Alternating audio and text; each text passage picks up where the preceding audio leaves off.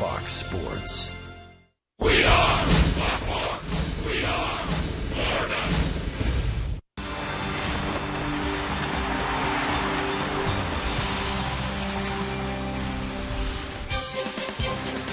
On a Sunday in Miami. Fans are coming in. Hyundai brings you a Sunday of baseball. Miami needs a win in this series. The Mets have beaten them twice, shut them out in Game 1, came from behind in the ninth last night, and the Fish sit at 59 and 74. On a kids Sunday as well. Lots of kids here. Jose Reyes trotting out. Mark Burley gets the ball and some high fives, well, maybe some low fives from the kids. All for the kids here today. Hi, everybody. Rich Waltz, along with Tommy Hutton. This has been a very disappointing series so far for Miami. To get shut out by R.A. Dickey, to have Steve Cishek blow a save last night, and to lose it in the ninth inning. They turn to Burley to get a win, and they're hopeful that they continue to get the production they're getting from Carlos Lee. Carlos Lee last night had 3 hits, drove in a run, and has done everything the ball club has asked ever since joining this team on July 5th. He's played a little defense. He's still kind of learning how to play first base, but he has shown us what a pro he is when he gets a bat in his hand. The way he can swing the bat with runners in scoring position. Hey, he picks up a stolen base every once in a while. Look at his career. 357 career home runs, 1,349 RBIs. As a Marlin with runners in scoring position, Carlos Lee hitting 338. In his long career, he's just under 300 in those situations. 297 runners in scoring position, about 1,600 at bats. Pitching matchup in this one, Marlins turn to their hottest starter, and that's Mark Burley, who's won 3 consecutive starts. Chris Young, the Marlins bombed him the last time they saw him. Yeah, that was that 13-0 win the Marlins had against Chris Young. Stanton hit a couple of home runs. Reyes took him deep. Mark Burley, this is only his 3rd start against the Mets, both this year in his career. A lot of right-handers in that lineup for the Mets. All right, there you go. It's Chris Young, it's Mark Burley. Marlins and the Mets. When we get back, a little closer look at Mark Burley, Craig Minervini, and Jeff Conine as the Marlins and the Mets finish off a 3-game series.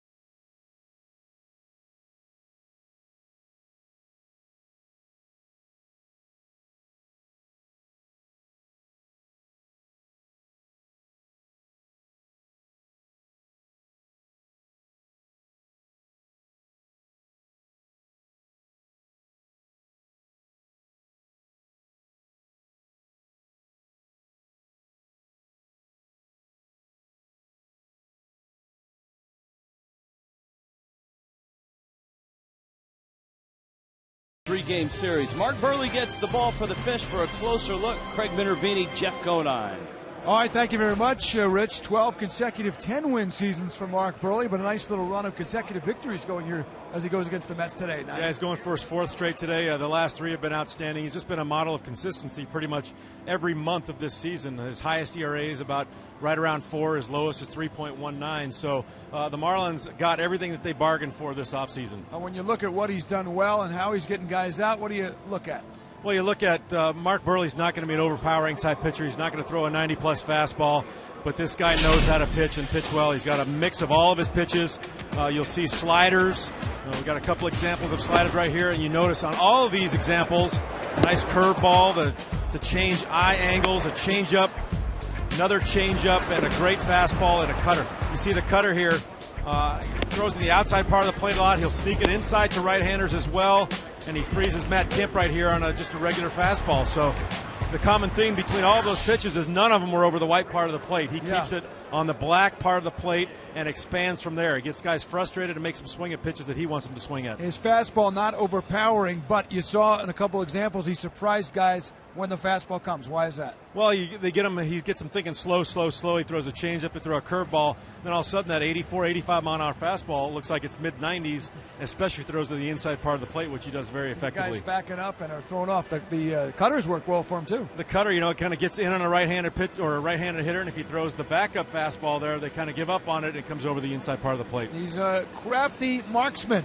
And Mark Burley will go for victory number 13 today as he tries to get the Marlins a win after a tough loss here last night in the 9th inning. Baseball coming up with Rich and Tommy.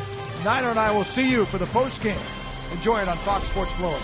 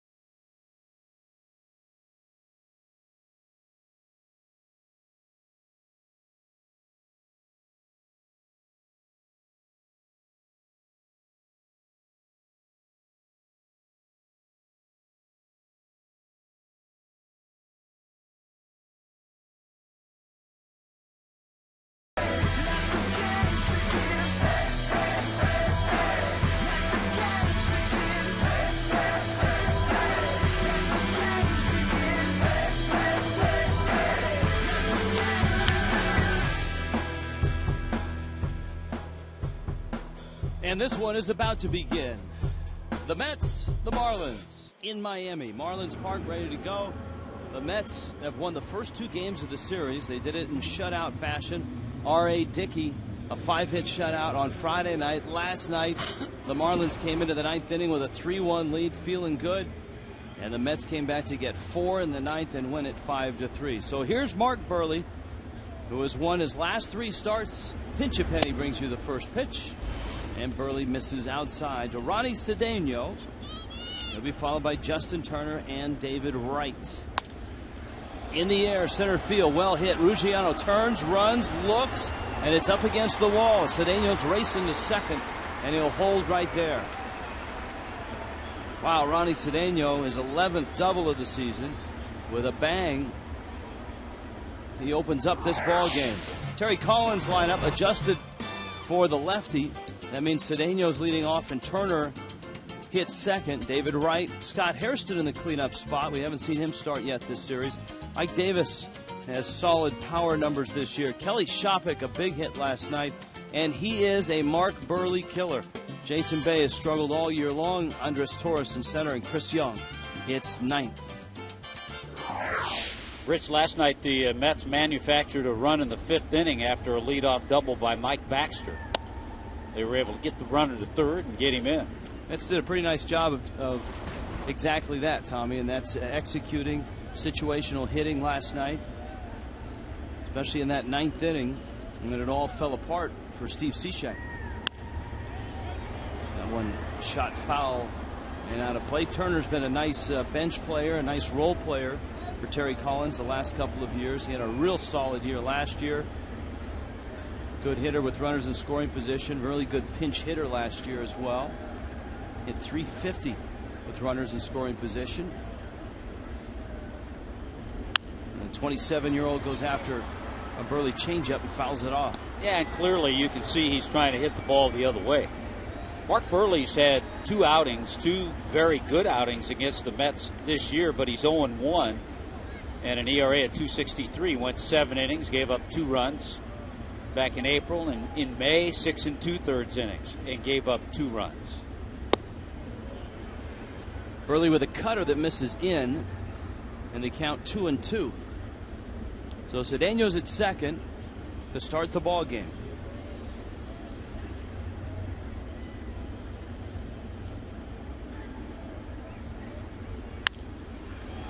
That one lifted in the air down the right field line. It's a long run for Stanton. He's going to get there, but then overruns it, and it's a fair ball. Into the corner it goes.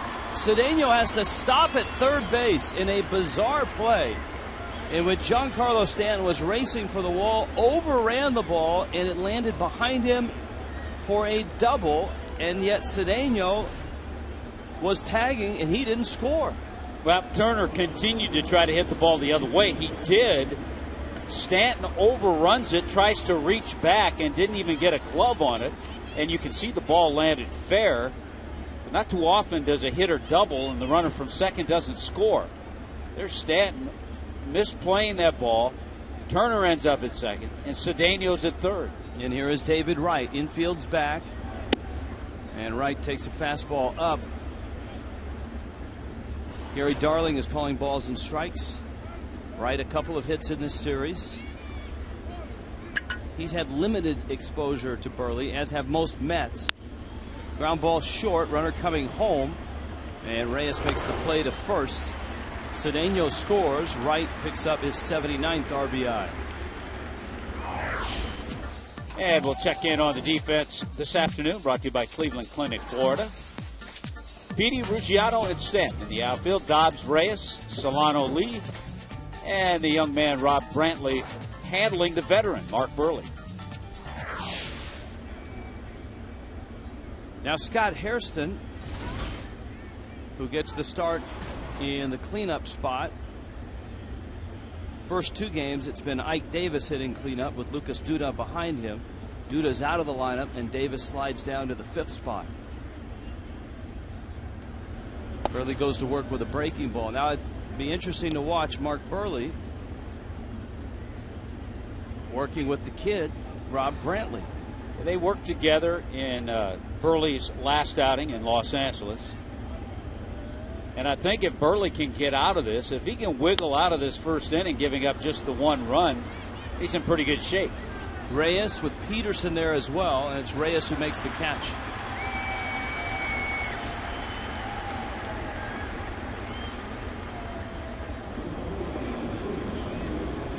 Jose Reyes covers a lot of ground. You know, you use that term and talk a lot about it with outfielders. But when you see an infielder move around and cover as much territory as Reyes, you see his bonuses out there. I think Peterson could have caught this ball, but Jose Reyes had it all the way. Now you've got Ike Davis. Davis was the star on Friday night with a 2-run homer and a sacrifice fly. He drove in all the runs in a 3-0 win. The tight strike zone. Burley's breaking ball just misses, and it's 1-0.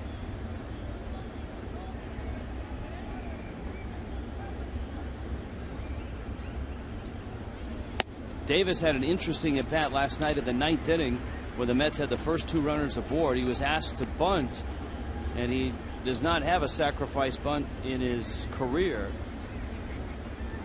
He tried to pull back on the first pitch and was a called strike, and that got under his skin, and he ended up striking out. And it looked like at that point Steve Cishek had a little momentum, but that was lost when Lucas Duda singled.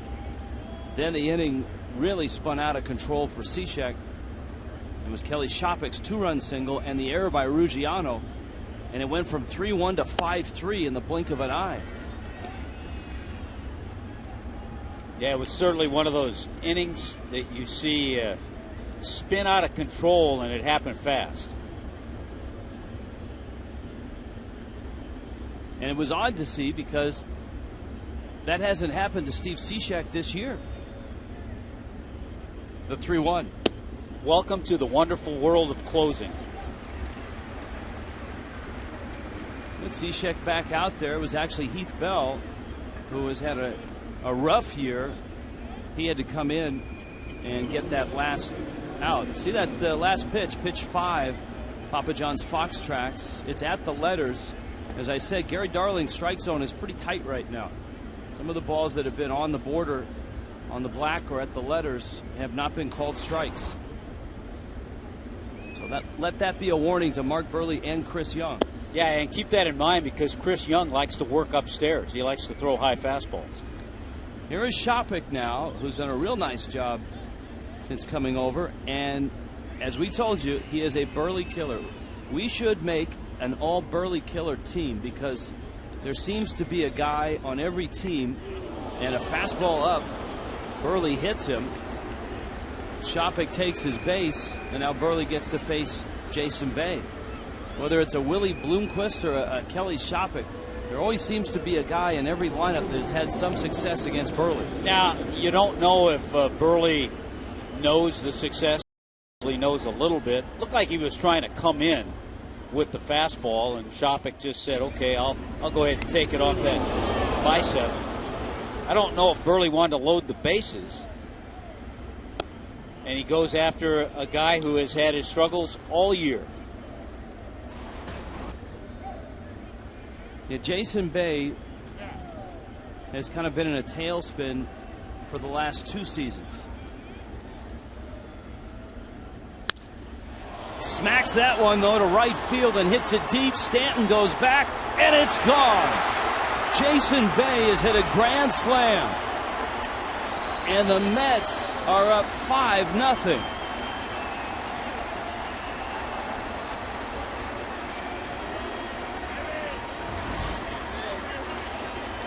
Wow, what a turn of events. Rich, Jason Bay this year with runners in scoring position was just 4 for 42, an .095 batting average. For Bay, his 5th career grand slam, and he went the opposite way.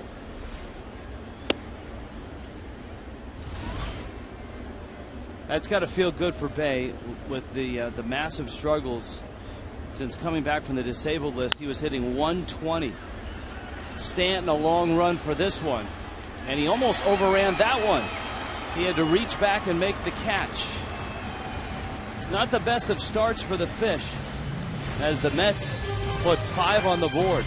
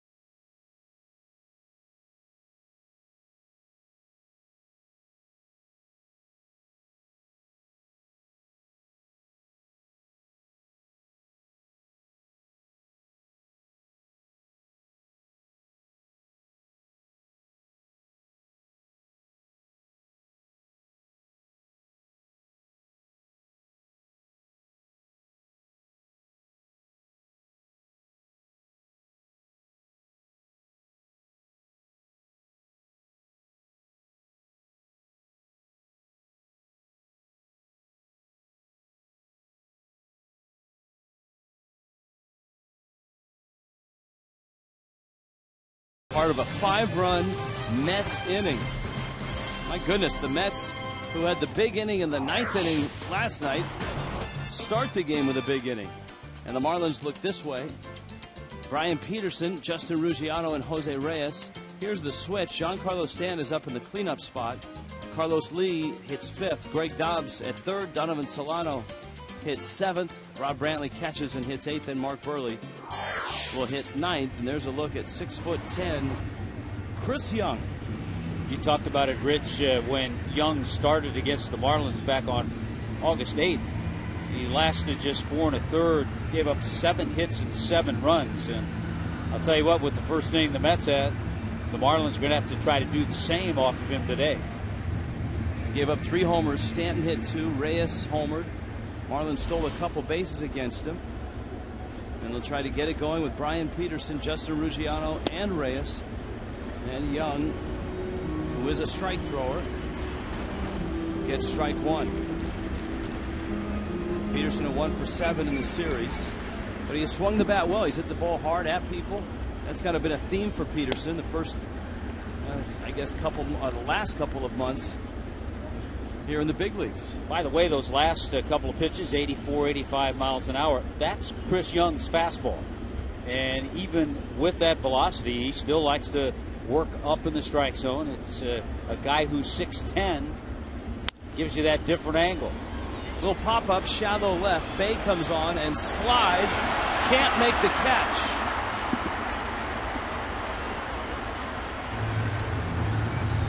Long way to come for any outfielder in any field here at Marlins Park. And Bay learning that. Peterson gets a base hit. Well, Jason Bay's already made his presence known in this game early on. We'll see how this one's ruled. I mean, it could go either way. You'd love to see Peterson get the base hit anytime an outfielder has a diving attempt, but he actually had the ball chest high. And it's a base hit. Ruggiano now. Young throws a fastball for a strike.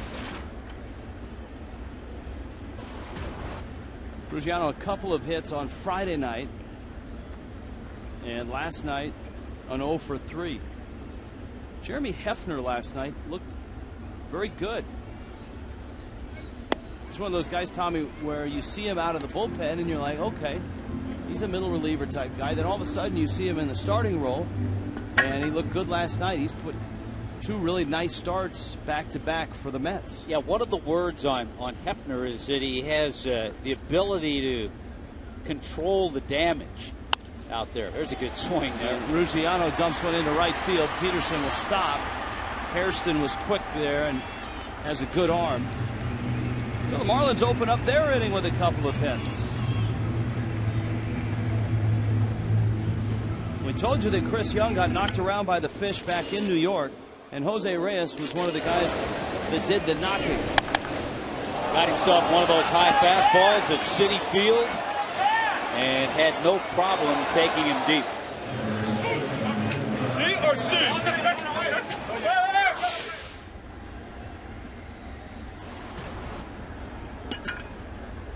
Now Reyes climbs in with Peterson and Ruggiano aboard.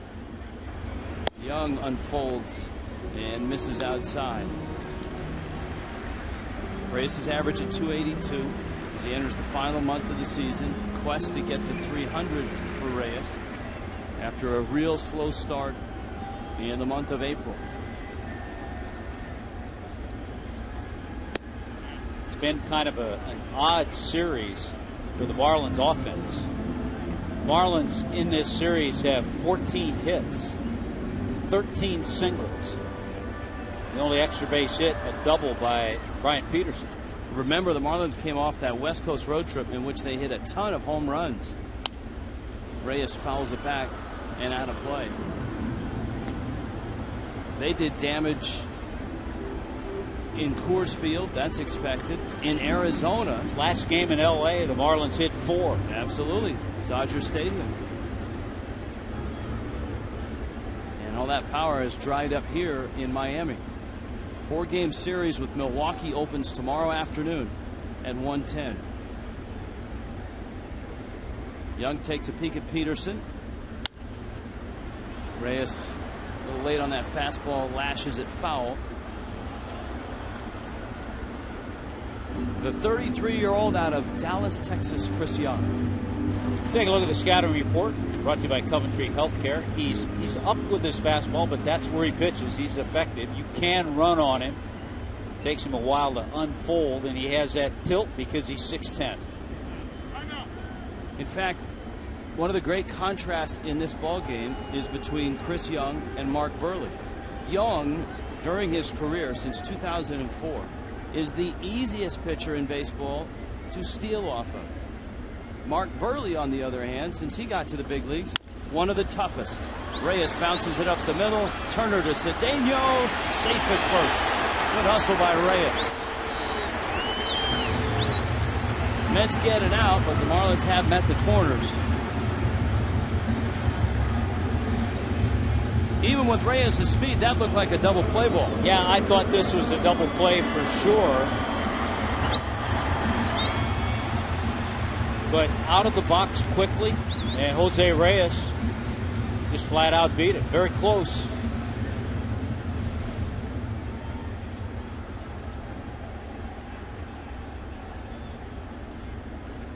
Now here is Stanton. 3 for 3 against Young with a couple of home runs. And right now Stanton is not swinging the bat well. Even though he has a couple of hits in the series, he has struck out 6 times in the series. High fastball there. Pitch down a little bit more there. Those are the 2 home runs Stanton hit against Young in New York. As you saw, neither of those home runs would have been home runs last year. They got out to the Party City deck in the newly configured Citi Field. When you see Stanton with a lot of swing and misses, and then also remember the little base hit he got last night off the end of the bat, that front side's opening up just a little bit.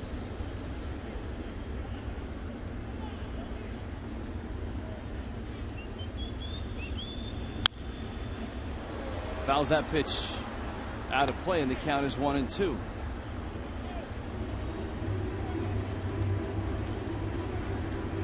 Carlos Lee is on deck. There's 1 out. The Mets put a 5 spot up in the first, the highlight of which a Jason Bay grand slam.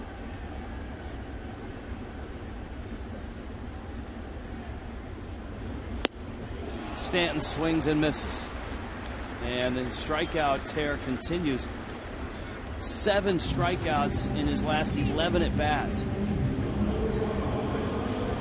When that front side flies a little too soon, the head usually goes with it. When the head goes, you just don't pick up the ball.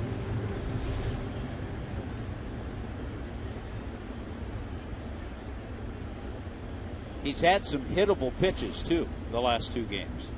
So it's up to Carlos Lee if Miami's going to get anything out of this inning.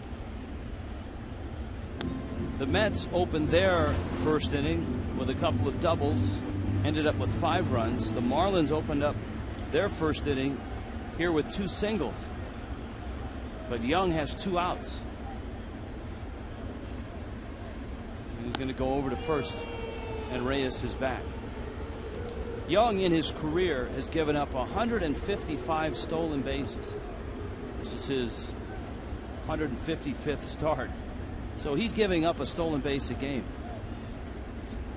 Only 12 caught stealings in his career. That's amazing.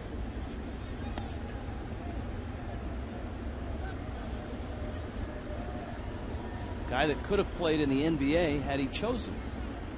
He was offered a contract by the Sacramento Kings. Was projected as a 2nd-round draft pick after playing center at Princeton. Reyes is running. Chopic's throw is high, and Reyes is in there easily. Good job by Jose Reyes, who now works on his 2nd 400.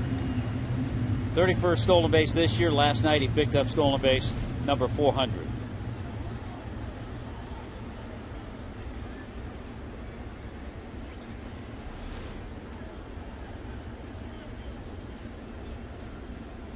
Two and 1 to Carlos Lee.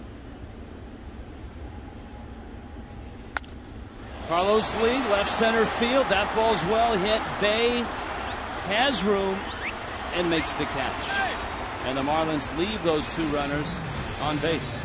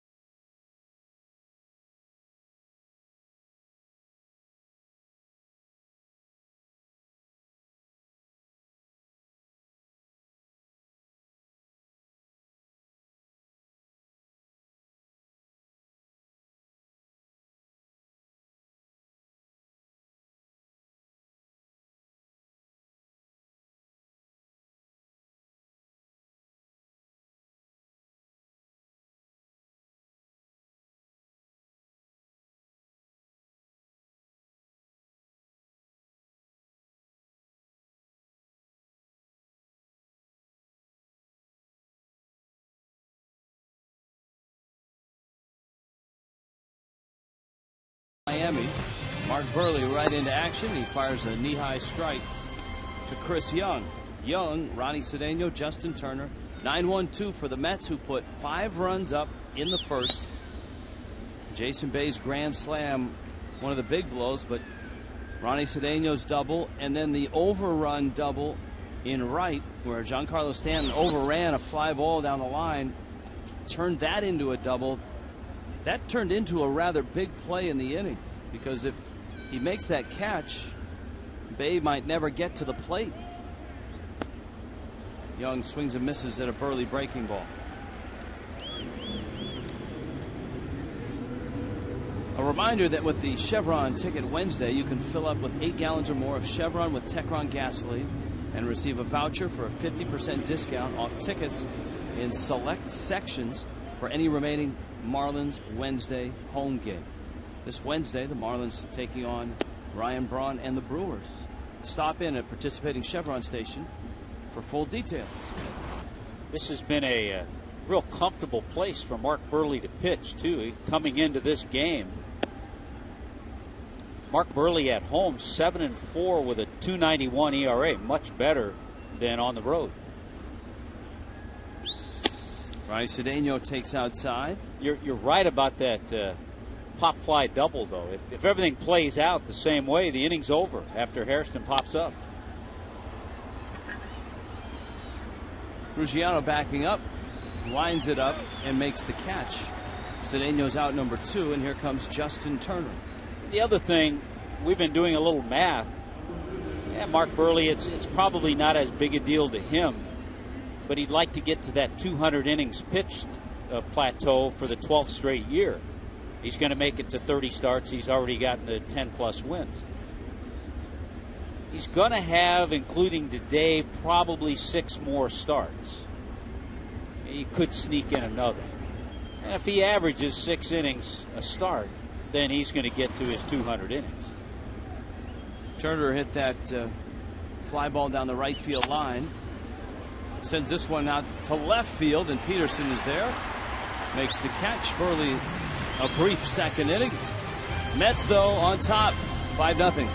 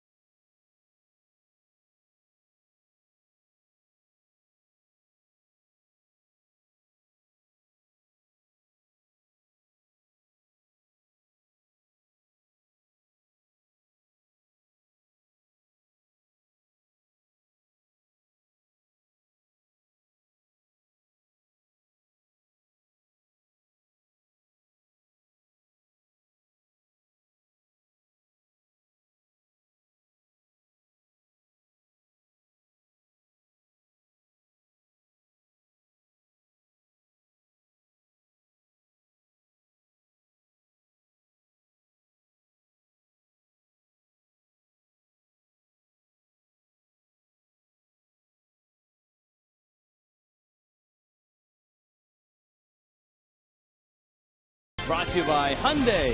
If it's fuel efficient, affordable, stylish, and safe, it's probably a Hyundai. By AT&T, the nation's largest 4G network. AT&T, rethink possible.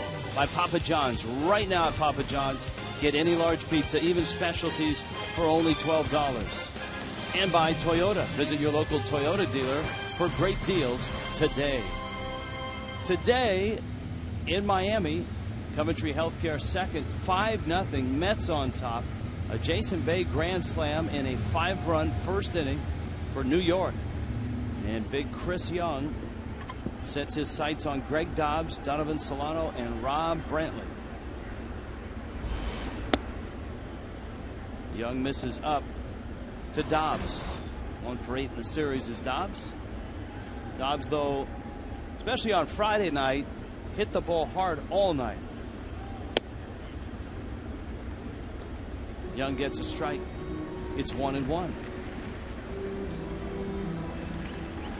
You look at Greg Dobbs, as we have talked so often about next year, where you see Dobbs, and I think Niner mentioned it yesterday, you see your club as a better club when Dobbs is spot starting and coming off the bench as a premier pinch hitter, as opposed to having Dobbs play every day.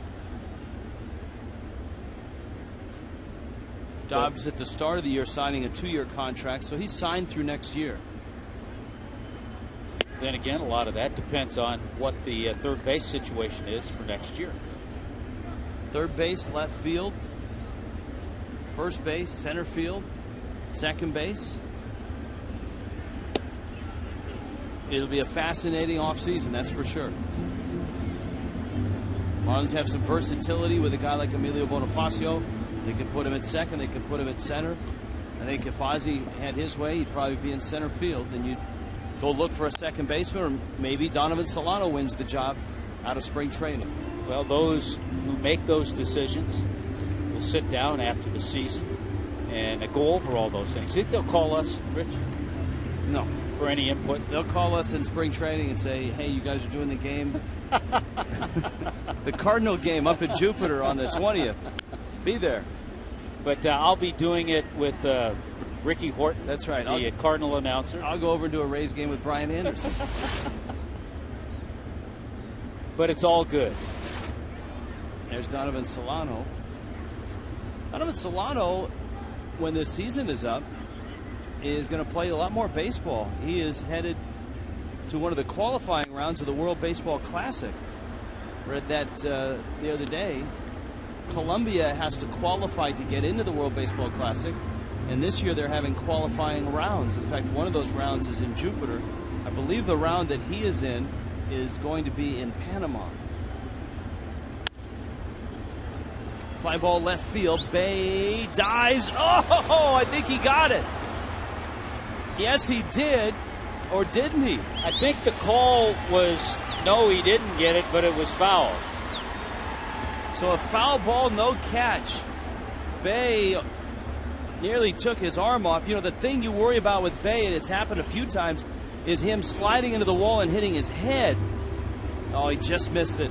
He's had that concussion problem. Boy, he quickly found the ball. There it is coming out of his glove. Great effort by Jason Bay. And you know what? You and I have talked with Terry Collins. We've talked with those who follow the Mets. As bad a year as he's had, and it's been awful, they have not been able to criticize this guy. He plays hard. He works at it. He came in and talked to Terry Collins and said, I know I'm killing you. If you have to make a change, go ahead. The guy's had a very nice Major League career up until the last couple of seasons. I mean, he had a really big year in Boston in 2009. He had 36 homers, drove in 119 runs.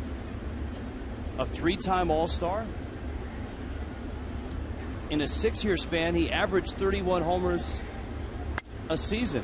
He'll get another shot at Dobbs. This time he can stay on his feet. That was 11 pitches to Greg Dobbs. They still picking the dirt out of his arm. They stayed away. Dobbs kept swinging the bat, going that way, hit the ball well, but Bay was right there. 11 pitch at bat.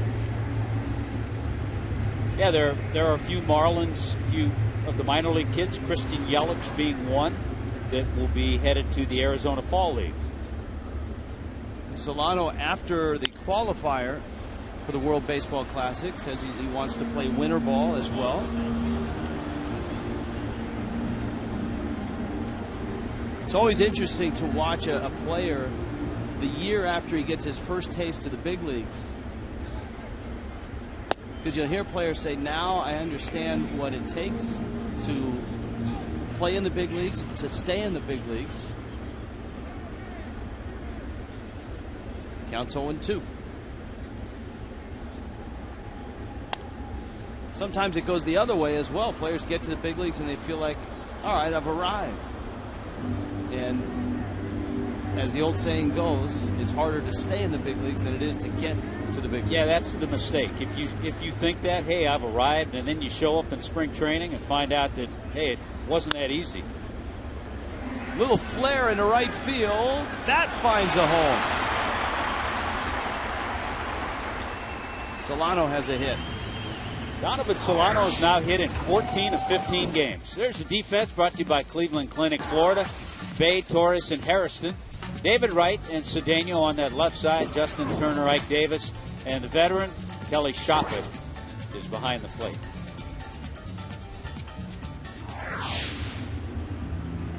So two guys who had their hit streaks snapped by R.A. Dickey, Jose Reyes and Donovan Solano.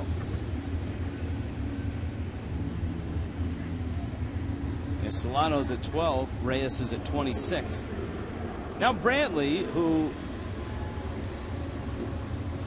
has started to swing the bat with a little more authority the more playing time that he gets. He was 0 for 3 on Friday night.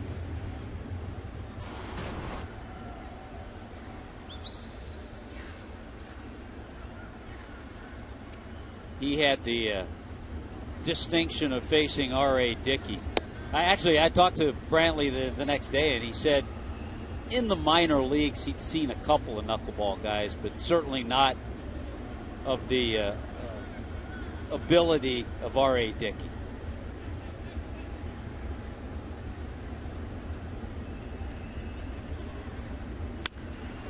Brantley hits one in the air, center field. Torres lines it up and makes the catch.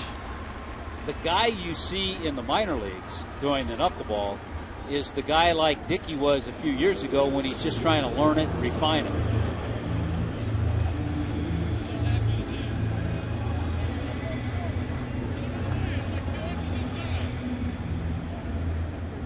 Did you hear Burley? He and Shoppett were talking about Shoppett getting hit by the Burley pitch. Burley said, hey, it was 2 inches inside. It wasn't that far inside.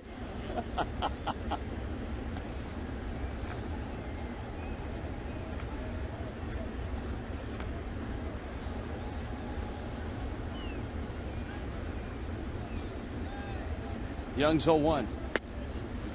And Burley swings and misses. Chulu, the hot sauce spotlight player.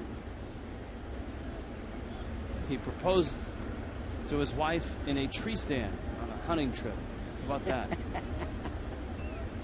I like the fact that he was cut as a freshman and a sophomore from his high school team.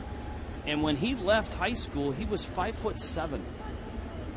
Went to junior college, grew a little, was a 38th round draft pick.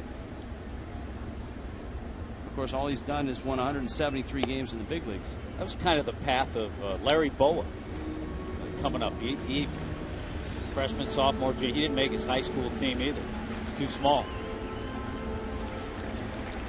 Burley growing up outside of St. Louis. Boa growing up in Sacramento. 2-2. That's right down the middle. No argument from Burley. Young finishes the fish in the second, and it's still 5-0 Mets.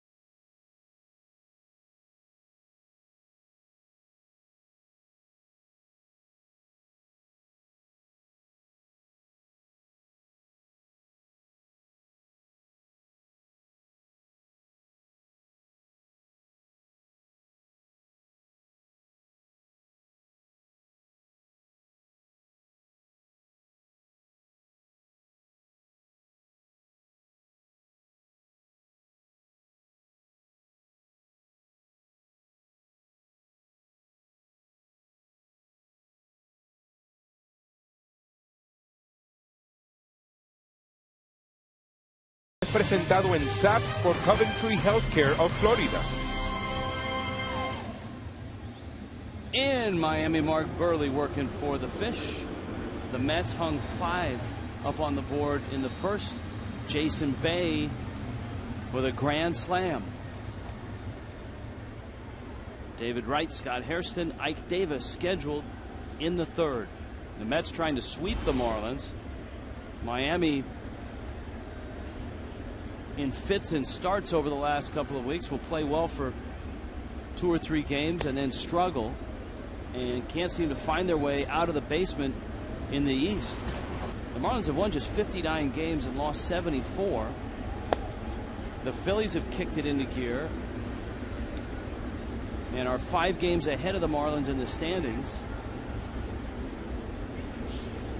The Mets are 4 games ahead of the Marlins. Reyes going to have to really gun it, and he does to get right. There is one of the strongest arms of any shortstop on this planet. I guarantee David Wright was thinking about that going up the line, too. He knows that the guy he hit it to, he played alongside of him for about 6 years. There's the pick. He even takes his time because he knew he had the ability with the strength in that arm to throw out his former teammate. And he and Wright are still very close. They stay in contact. They've had a good time during this series going back and forth with each other.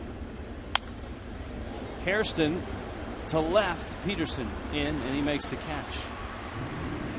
So all of a sudden now Burley's gotten in a groove.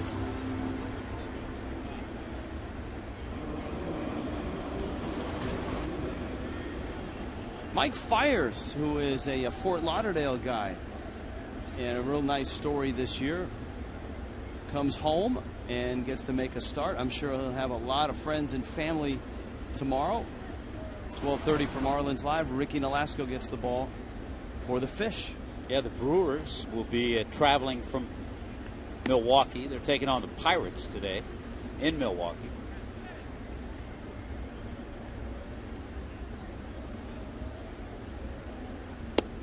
If you've never heard of the name Jurickson Profar, he made his major league debut today.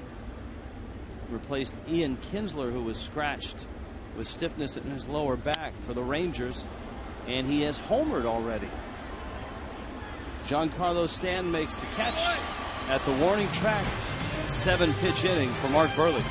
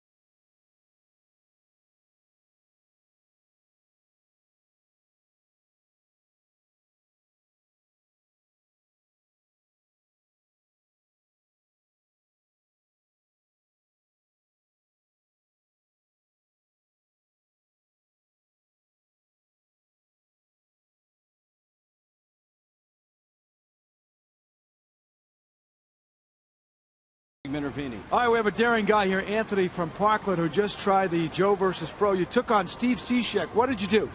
I just tried to fill as many as I could in my mouth and just hope for the best. The marshmallow contest, and you managed to put in, what, 8? Yeah, 8. What did you think of that number? I was surprised. I thought I was going to get like 5, maybe even. But, Now, the problem is Steve Cishek, you called him a professional. yeah. He put in 9, is that right? Yeah. All right, well, good luck there. Sorry you didn't win. Did you feel like you were going to beat him? You're never going to be too cocky. I was doing it for fun, you know? All right, work on it next year. All right. You come back. All right. How about Steve Cishek, guys? 9 marshmallows in his mouth, and he's the champion of the exciting Joe versus Pro competition here. Let's get back to you. Craig, it's come to that. Do they have to eat the marshmallows or do they just spit them out?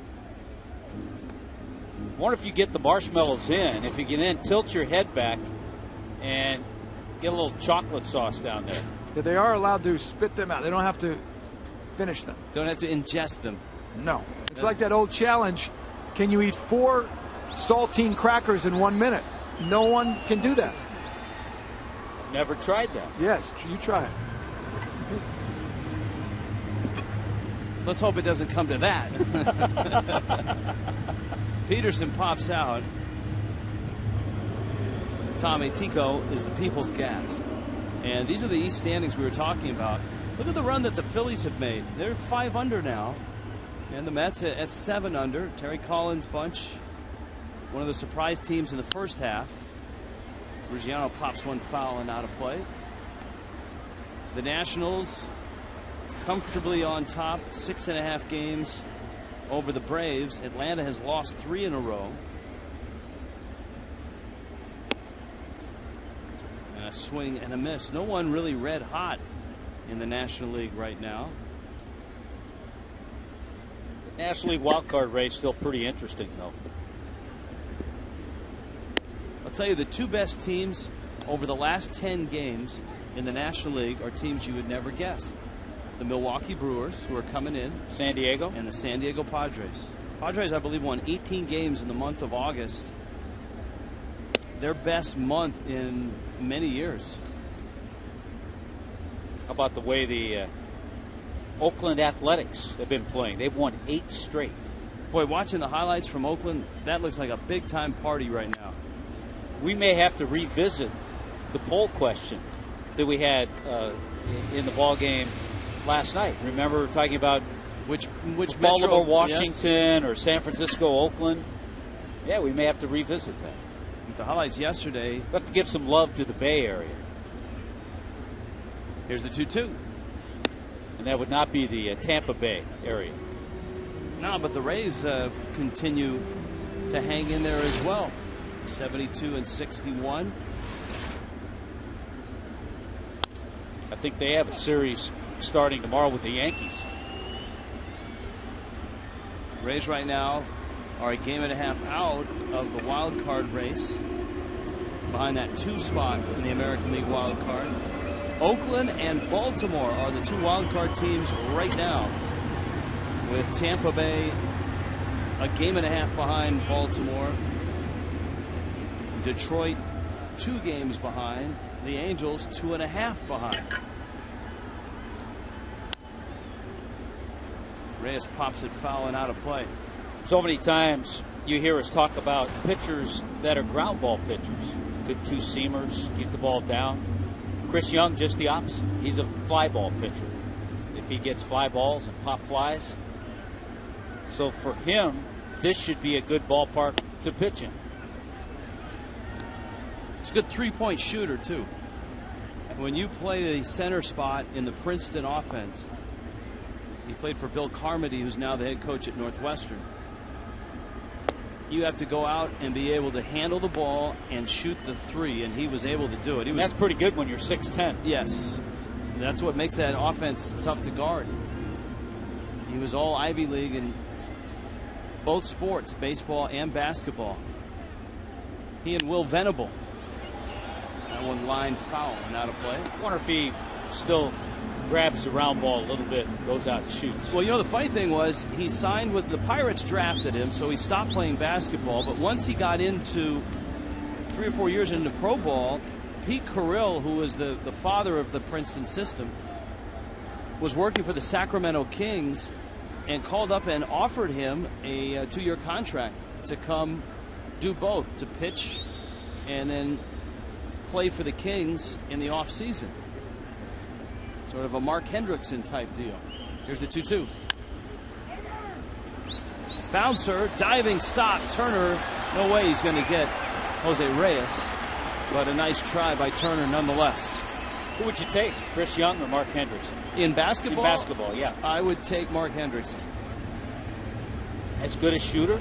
I saw Mark, yes, because Mark Hendrickson was a terrific college basketball player at Washington State. I saw many of his, I actually called many of his games. Well, I'll go with your basketball knowledge on that one. But there were two different positions. Hendrickson was more of a low post guy, a slasher guy. Young could play in the low post but could pop out and face the basket. Be kind of a unique offense to have both of them. Absolutely. They would fit, they would complement each other. Then you could throw in a Will Venable.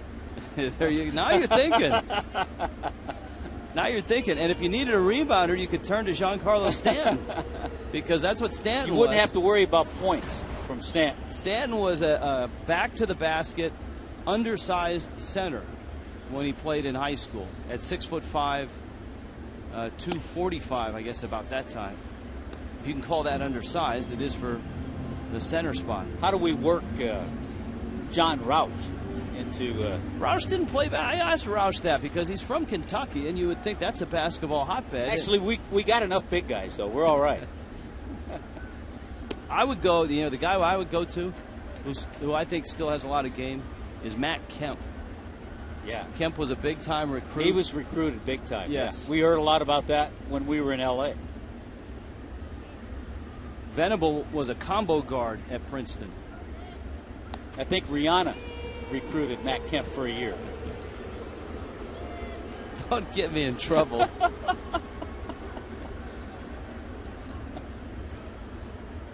Stanton up. He struck out in the first. 7 strikeouts his last 11 at bats. Reyes is running. Stanton swings and misses. Shopik's throw is off the mark. The Marlins were able to run against Young, and they're running here. The problem is they're down 5-0. It shows you the confidence they have in stealing bases against Chris Young. A lot of pitchers with the score 5-0, if you're down, you wouldn't be taking a chance, but it's not much of a chance. Meanwhile, back at the plate, Stanton is in a 1-2 count, and he missed another pitch. Takes a fastball high. It's amazing how he can go from, and he's 22, so maybe it's not so amazing, go from a power hitter that puts on such a show on that West Coast trip to a guy right now that really looks like he's searching at the plate. Yeah.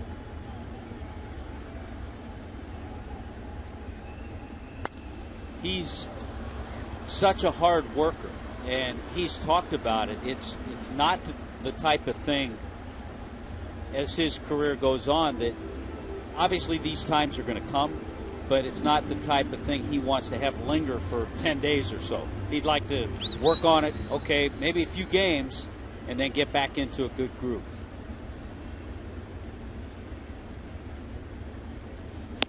Swing and a miss, and he strikes out again. High heat from Chris Young. That's only an 87-mile-an-hour fastball.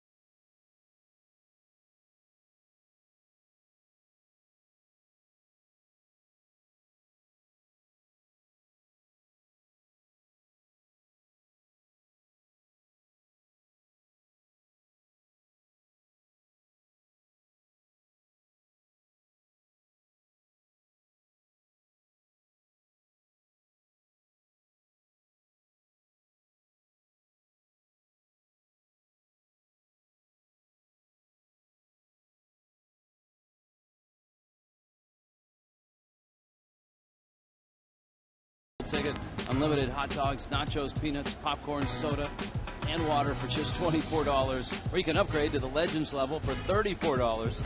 The next all-you-can-eat game is on Monday, September 3rd. The Marlins and the Brewers on Labor Day at 1:10. Marlins.com, the place to go. Kelly Shopik awaits. Mark Burley, who hit him with a pitch, as Burley told Shopik when he came to the plate that was just 2 inches inside. I think Shopik chuckled at that. Cleveland Clinic 4th, 5-0 Mets. A Jason Bay grand slam is the big hit in this ball game. We talked about Jason Bay prior to that at bat, hitting .095 this year, 4 for 42 with runners in scoring position.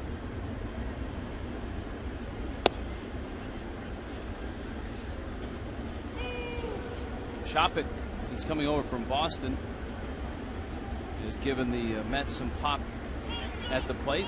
One of the stories that was lost in last night's comeback, Josh Tolley got a hit, and he got snapped an 0 for 30. Yes, he did. That was in the 8th inning. He also drove in a run in the 5th inning.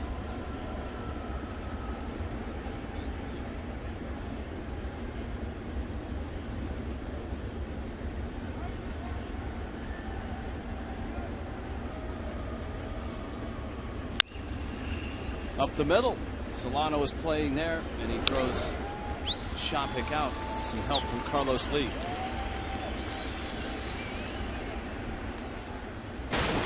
Coors Light Cold Hard Blast. This was the Jason Bay grand slam, and an impressive shot for a right-handed hitter to go out at that spot. Yeah, we've not seen many right-handers hit balls in that area. The other impressive thing about that grand slam, Jason Bay hitting 141 on the road this year. So he went against all odds with that grand slam. And the other thing, since the grand slam now, Mark Burley's retired 8 in a row. Bay still has another year on that big contract he signed. He's owed $16 million next year, which is the same amount that he's making this year. You see he's patched up that left arm for that sliding dive on the warning track. Now, obviously, if you're the Mets, you have to make that decision. Do you eat the contract, or do you try it one more time? Bay fights that one off and dumps it into right center field. But it's amazing when you, as you pointed out, you look at his resume. He's a Rookie of the Year, 3-time All-Star.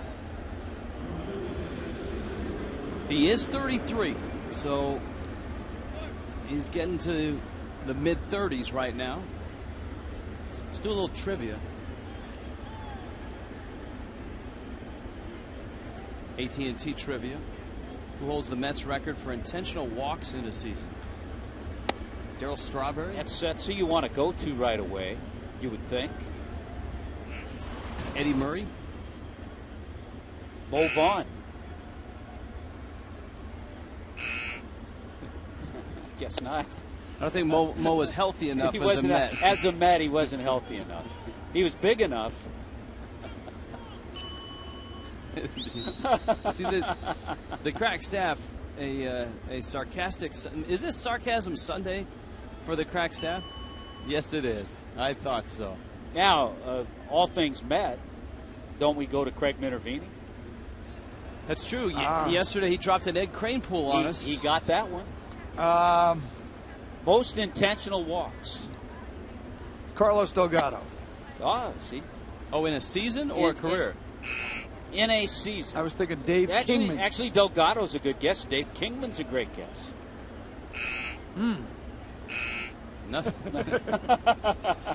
Nothing but buzzers. How about John Olerud? Hey, make sure we bring the buzzer on the road. We're going to need it.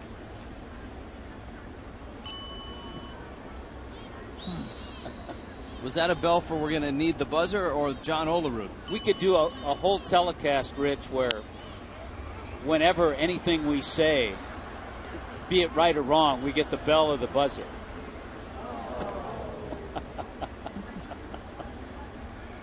Or what you could do is hire Barry Jackson for a road trip. And anything we say that's okay, get the bell. Anything that's not so good, get the buzzer. That's a liner into center field. That's a base hit. Bay around second. He'll hold there. I got one, maybe. How about Mike Piazza? Oh. Oh, wow.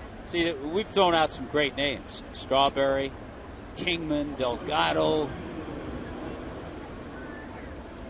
John Olerud. All right, I already went there.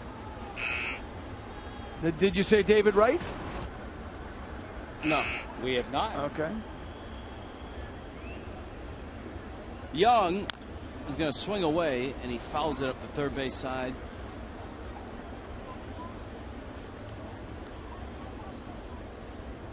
Oh, 0-1 to Chris Young. He struck out back in the second.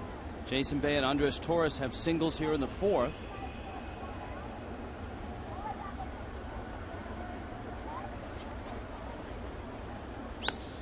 Drops it down. Brantley picks it up. Going to go to third and got him. Well, the young catcher gambled, and he just gets Bay, who still runs pretty well. That's a good job on two parts. Number one, on Rob Brantley to get out there quickly. And then for Dobbs to get back as a third baseman. And then Dobbs gives you a nice little stretch. Of course, he's played some first base. But Dobbs, who is coming in for a bunt, he has to get back to the bag, because if he's not there, there's no play. So good job all around. Ronnie Cedeno now, runners first and second and 2 outs. Okay, I'm going to go one last guess. How about Keith Hernandez?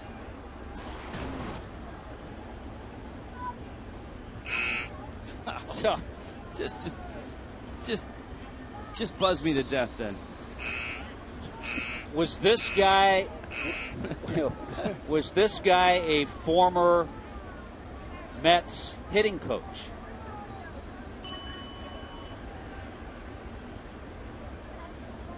I think I know. I think I know where you are now. Was he a switch hitter? Can you buy a nice ice cream, perhaps, at his restaurant? All right. Howard Johnson. Ground ball up the middle. Solano steps on the bag. It's always nice to end an inning with the bell of success.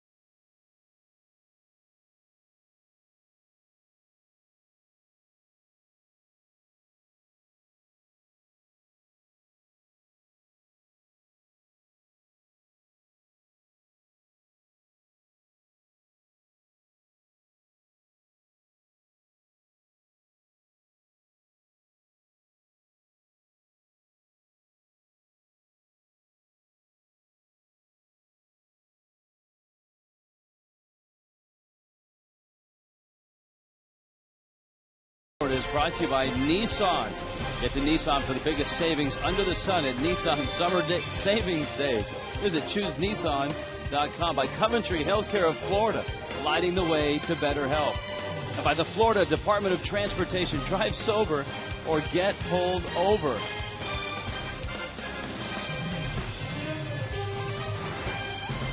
Five 0 Mets on top. My partner Tommy Hutton having bags of peanuts sent into the booth from down below while I was trying to read those billboards. That's a big bag of peanuts you got. That's there. a nice bag, yeah. Holy cow.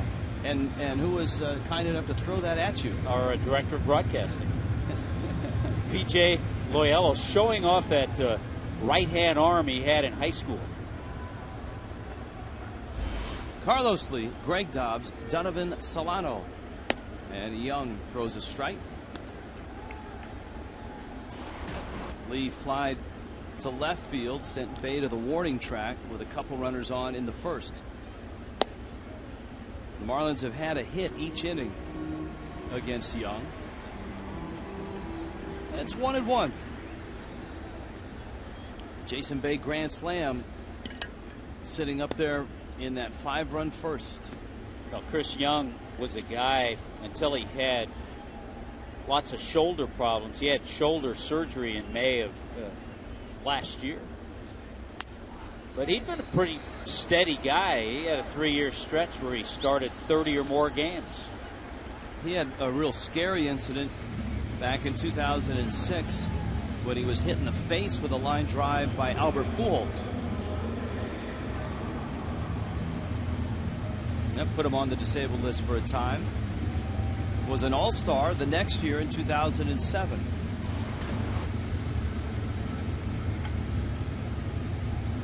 And whenever you talk about Adrian Gonzalez and the trade from Texas to San Diego, which was a great trade for the Padres, remember Chris Young was in that trade. He went from Texas to San Diego with Adrian Gonzalez. Look back at that 11-pitch at bat that Dobbs had against Chris Young that ultimately ended in the fly ball to left field. Jason Bay way over on the line. I mean, he's as far as you can get there with a huge gap in left center, but if you remember, that's exactly where Dobbs was hitting the ball.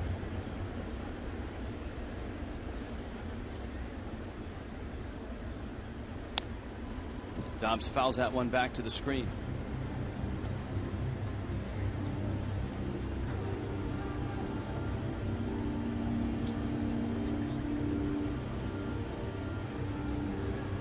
Two to Miami's third baseman.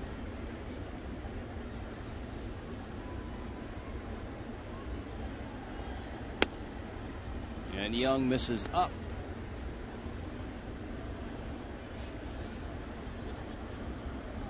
Nationals and Cardinals are underway. It's a Steven Strasburg start, and they are scoreless in the bottom of the second in Washington. Cardinals and Nationals. Pirates are in Milwaukee. Giants are in Chicago. Reds are in Houston. All those games just getting underway. Arizona and the Dodgers tangle again this afternoon. Phillies in Atlanta play a 5 o'clock Eastern game in Atlanta.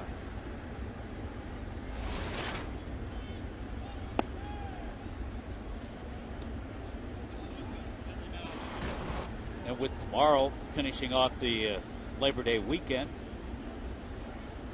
Marlins, obviously a day game, a lot of day baseball tomorrow.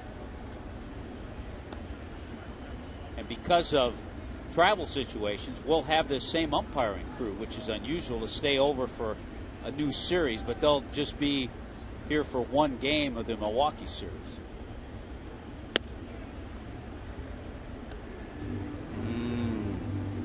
A lot of ice cream on Labor Day weekend.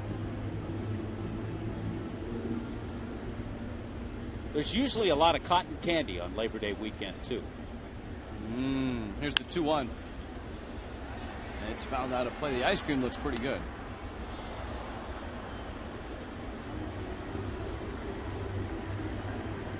And those are the old style batting helmets, too. Those don't have the ear flaps on. Those are the ones after you're done, you take it home, clean it out, and put it on your dachshund. Yeah. Well, Chris Young, very efficient and quick. 4th inning, 5-0 Mets. Back after this sports injury prevention message from Cleveland Clinic, Florida. There's some cotton candy for you.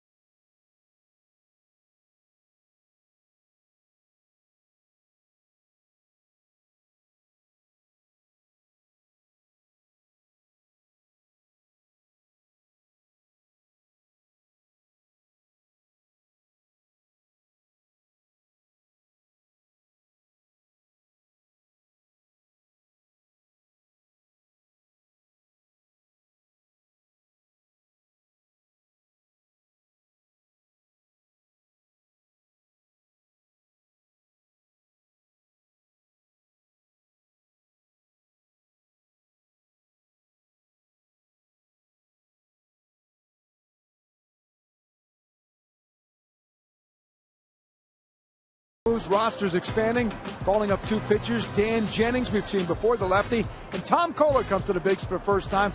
Both were in New Orleans, and they had a crazy finish. They were playing very good baseball. The storm came in, and it really not only ravished that area, but it also the season kind of threw us for a loop. We were supposed to play 8 games at home, with a chance to go into the playoffs, and then we have to play them on the road, and we had a 26-hour travel day, and then had to play a doubleheader. So it kind of took the wind out of our sails, and we kind of couldn't get our feet back under us, and before we knew it, it was too late. And then they told us they canceled the last 4 games. We were like, well, I guess we can't make the playoffs now. Well, they were eliminated by that point, but they won only 2 of the last 10. They did finish 6 games over 500, but instead of that 8-game homestand, to close the season, they had to go to Texas at a last-minute trip, long trip, 8 hours, and it took 12 because of problems with the weather and what have you, and they wound up canceling the last few games of the homestand, I think the last 4 after they played in Round Rock. But Tom Kohler is up here. Good for him, along with Dan Jennings. There may be another player, perhaps even Zach Cox, after a couple of days as well. The Marlins might call up. We'll see. All right, thank you, Craig. Donovan Solano to his left, making a nice play there. David Wright stands in, and David Wright wants to know the answer to the trivia question because he thought he may have been the guy who holds the Mets record for intentional walks in a season. Actually, David Wright very close to Hojo. Howard Johnson helped him a lot. And a strike to Wright.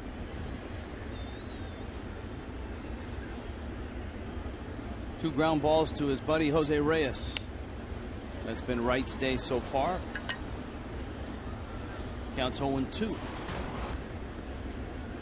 The Rays have had a great start in Toronto today, 8-0 in the 4th. Wright sends it to left. Peterson back. That ball carrying a little more than I think Peterson thought, and I thought as well. It didn't sound like he got that squarely. He still hit it a long ways.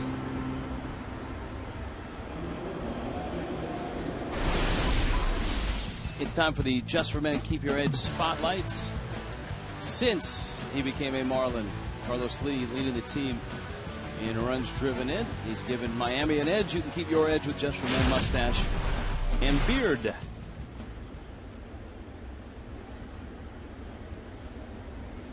Now Hairston, who was popped out and flied out.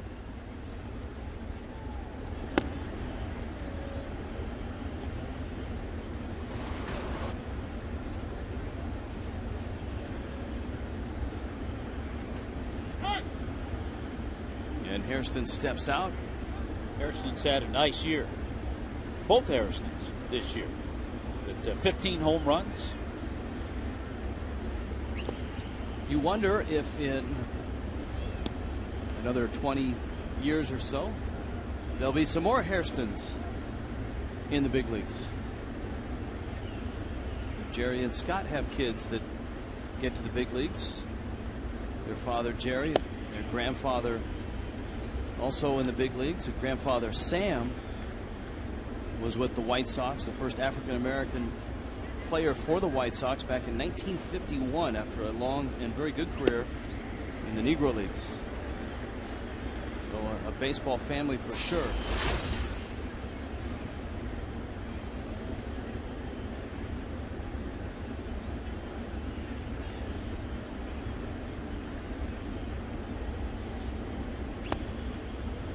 Two pitch misses down low.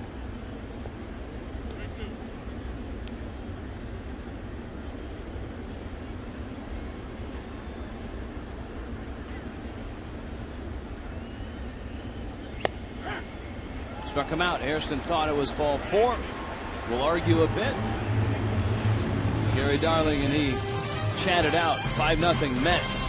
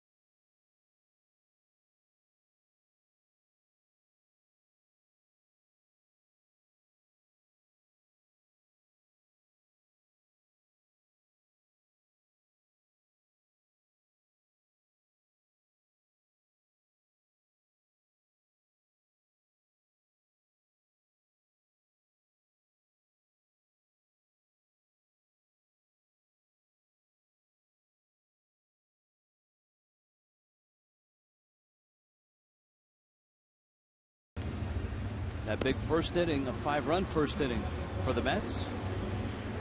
4 for $50 4-pack is available. 4 tickets, 4 hot dogs, 4 sodas, 4 bags of chips. And it starts at just $54. And the next one coming up with the Brewers, Ryan Braun, Corey Hart, and the rest of the Brewers, a 7:10 start. You can order online at marlins.com.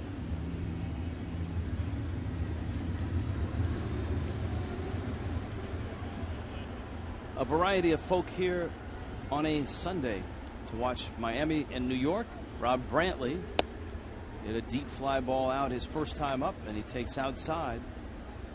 Brantley, Mark Burley, Brian Peterson, bottom 5. Frustrating game for the Fish. Kind of a sloppy top of the first, and Jason Bay made everybody pay with an opposite field grand slam. Well, the other thing, so far in this series, the Marlins have scored just 3 runs. Those came last night in that 5-3 loss. And I was just thinking, with you talking about the Brewers coming to town, you got to put on your slugging shoes to go up against the Milwaukee Brewers. They have some sluggers. They're going to score some runs. Ryan Braun just homered in the ball game. Boy, that would be number 37, I think, for Braun. Milwaukee leading the Pirates 3-1. Brantley gets a walk, trots on down to first base.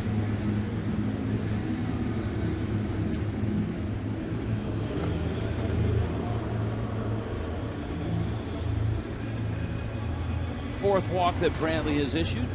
Yeah, I think had Mark Burley not settled in, he could see a pinch hitter here. But again, Ozzie has just 4 guys on his bench. And because Burley has settled down, he gets to bat, drops down a nice sacrifice bunt.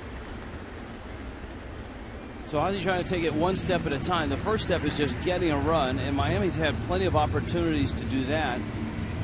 They opened the first with a couple of hits. Also had a stolen base in that inning and didn't score. Single in the second, single and a stolen base in the third. And now Brantley's in scoring position. And here's Brian Peterson. 37 home runs now for Braun. Stanton still second at 29.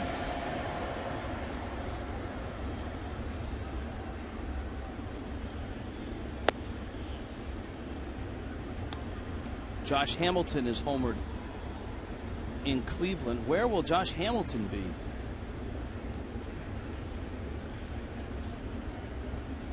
That's a pretty good RBI race in the American League. Hamilton came into play with 112. So with his homer, he's a little more than that. Miguel Cabrera came into today's play with 111 RBIs. Third in the American League, the Hammer. Josh Willingham has 96. That's great to see. 33 home runs, 96 RBIs from one of our favorites, Josh Willingham. For Hamilton, it's his 37th. Adrian Beltre has hit his 27th. And Hamilton, 113 RBIs now. I'd say Adrian Beltre has been one of the hottest hitters in baseball the last couple of weeks. Rangers feel the heat of Oakland coming up behind them. Oakland just 3 games back going into play today. Peterson pulls that one up. Hairston waving Torres off makes the catch. This copyrighted telecast is presented by the authority. The Miami Marlins may not be reproduced or retransmitted in any form, and the accounts and descriptions of this game may not be disseminated without the express written consent of the Miami Marlins. Except in Canada. If you're a Jason Bay fan, hey, replay it all you want. Trail, British Columbia, I believe that's where Bay is from. So that doesn't apply up there, huh? No, I'm kidding. Even on TSN? No. Just thought I'd throw that in there to remind people that Jason Bay, Canadian, and has hit a grand slam.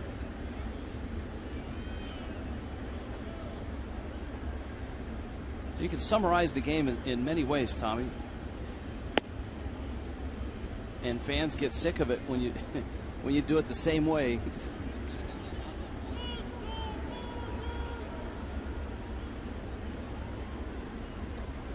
Bay's High School didn't have baseball. He ended up playing junior college ball in Idaho and then played at Gonzaga University in Spokane. Was a Bulldog for a couple of seasons. He just missed the John Stockton years.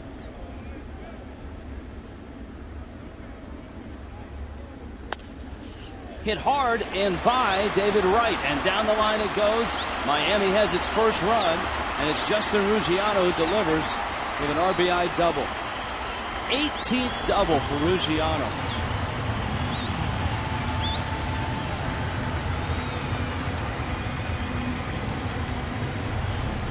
Well, I think we heard Ozzie talking about it the other night. It's like every time you say, okay, things will even out for Ruggiano, and we'll find out a little bit about him. Every time you think that, he just keeps coming up with base hits, keeps getting better, more consistent, making nice plays in the outfield.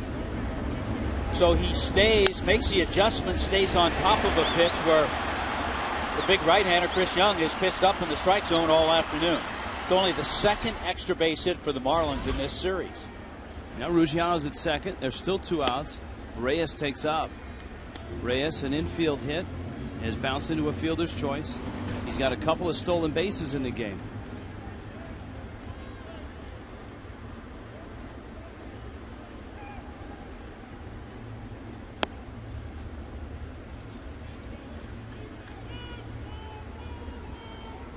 1 ball, 1 strike. Manny Acosta with the former Marlin Ricky Bonas out there as the bullpen coach.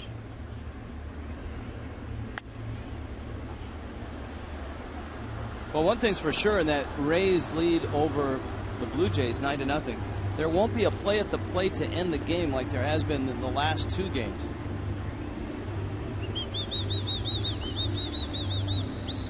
And both times, runners trying to get through catchers were unable to do it. Here's the 1-2. Little pop. And Bay is there and makes the catch. Miami's on the board, but the Mets still lead it.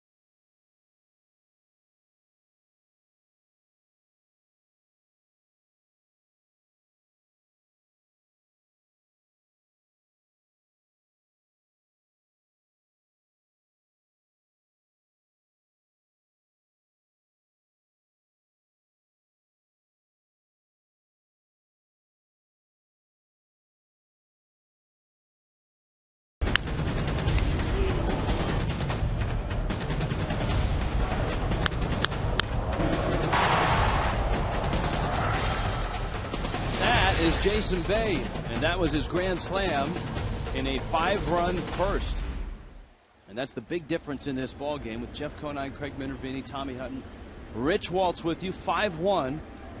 Mets on top. It's the 6th in Miami. Ike Davis swings and misses. Mark Burley gave up those 5 runs. He faced 8 hitters in the first, and since then he's been very, very good. Well, he had a stretch after the grand slam. He retired 8 in a row. Gave up back-to-back singles, but Peterson almost went too far, but he stopped and made the catch. Yeah, we've seen 2 outfielders. Saw Giancarlo overrun a ball. Peterson almost went back too deep. And you would think at this point in time, the guys would be getting a little used to the roof being closed and playing defense here. Now that'll be interesting watching Milwaukee the next few days. Be their first trip here.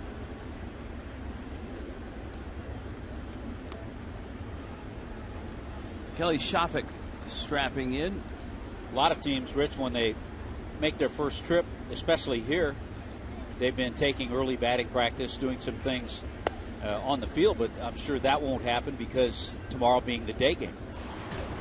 Well, the Brewers used to playing indoors. Their ballpark is closed a lot. Even when it's open, it feels closed sometimes. Actually, theirs will be a nice observation after a couple of games to get a feel. Ask Ryan Braun some comparisons, this ballpark to Miller Park.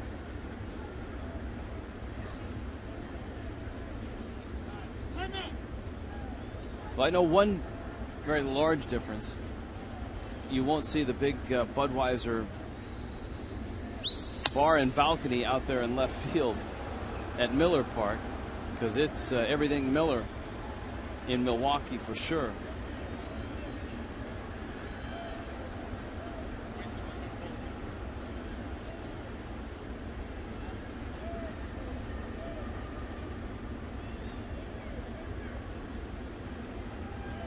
(5-1) Mets.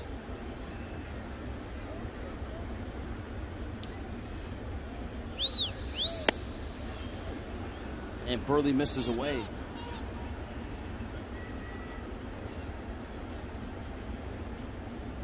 Hyundai bringing you the Fox tracks.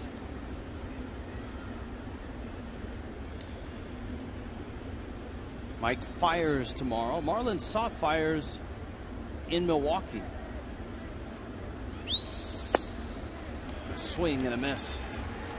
That was one of the more uncomfortable series from a player's perspective than you'll ever play in, as Bobby Parnell gets loose. The Marlins were in Milwaukee, I believe, for a 4-game series, and in 2 of those games, it was the hottest date in Milwaukee history on that day. When we were on that Milwaukee-St. Louis swing, and St. Louis had 100-degree temperatures. 2 records in each city for the hottest day. Jason Bay into the bat. Peterson right in his tracks. Burley a brief 6th inning. PD didn't have to go anywhere for that one. 5-1 Mets.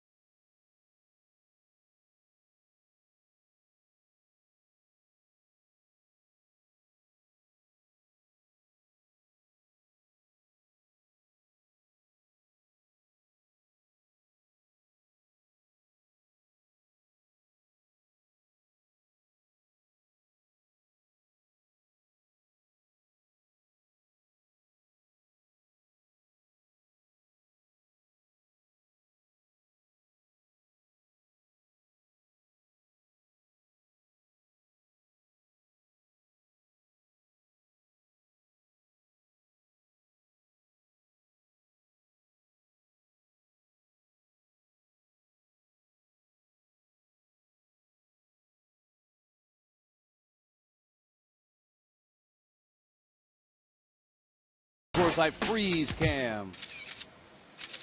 Outside pitch, bags loaded. Jason Bay drives it out to right center. That was the grand slam in the first part of a 5-run inning for the Mets, and our Coors Light freeze cam. Jan Lexus resets the ball game into the bottom of the 6th inning. 5-1 Mets on top. Now Chris Young, the starter for the Mets, and Young is out of the ball game. And so already Terry Collins has gone to his bullpen. Welcome into our broadcast booth. Bobby Parnell, welcome to the ball game. A little harder thrower. The Marlins will see in Parnell a one-time closer, a guy who you hear all the time has closer stuff, but right now working in the 6th inning, but he throws hard. My partner today, no treatment on the knee during the game. He had been icing it every time during the game, and happy to report. I was told to throw the crutch away. Nice. That's sort of a Forrest Gump moment for you. Giancarlo Stanton, Carlos Lee, Greg Dobbs. There's Bobby Parnell's numbers. 60th appearance. An ERA right around 3. Stanton is a slow bouncer to right at third, who makes the throw and gets him. A bullpen that has been very much maligned, and a bullpen that's really struggled lately. Hasn't been that bad for the Mets. They've allowed just 1 run over their last 18 1/3 innings. And one of those runs, that one run, was last night in the 8th inning. Bob Guerin, former skipper of the Athletics, the bench coach to Terry Collins.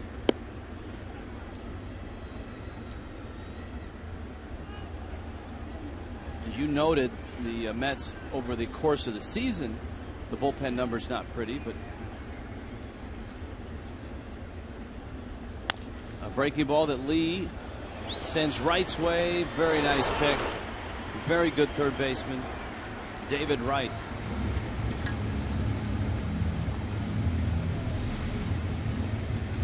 Wright, just 10 errors this year.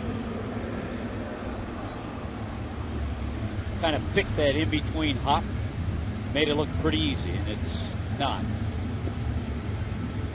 Fielding percentage, Aramis Ramirez, Chase Headley, and David Wright.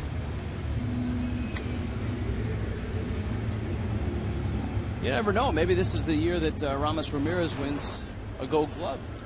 I tell you, we talked about it last night or night before. Offensively, he's had a really nice season. We'll get a chance to see him. Dobbs on that fastball sends it to center. Torres is there. 5 pitches, 3 outs. Goodbye 6th. Hello 7th.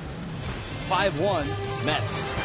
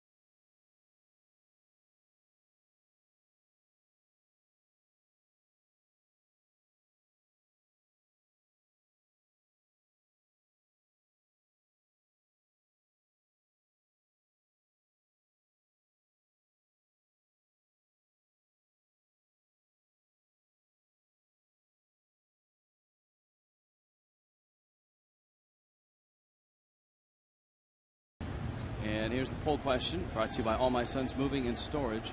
Should there be a limit on the number of players a team can add to their roster in September? Yes, 3 maximum. Yes, 6 maximum.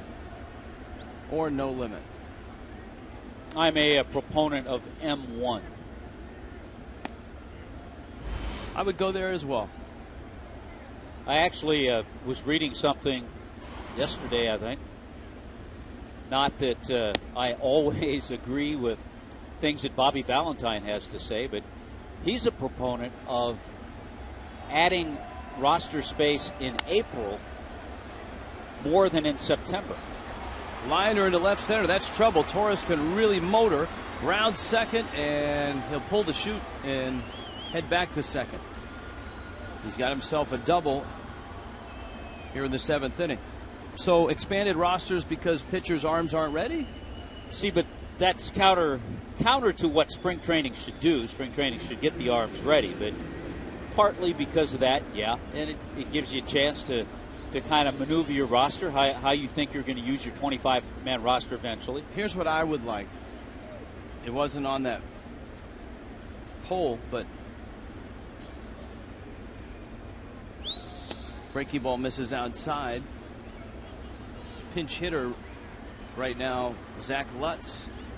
There's Tom Kohler, who just was called up. I'd like to see a maximum of 5 guys that can be called up, but you can only have 2 of them on your scorecard for the game.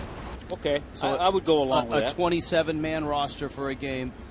That way you can bring guys up, get them acclimated to the big leagues, but you're not pinch running and pinch hitting for everybody from the 6th inning on. Burley makes the catch and the throw. Oh! Whoa! Mark Burley. Just give him another Gold Glove right now. I can't think of another pitcher that makes this play. The reactions, the pick, throws across his body, a perfect throw to Jose Reyes.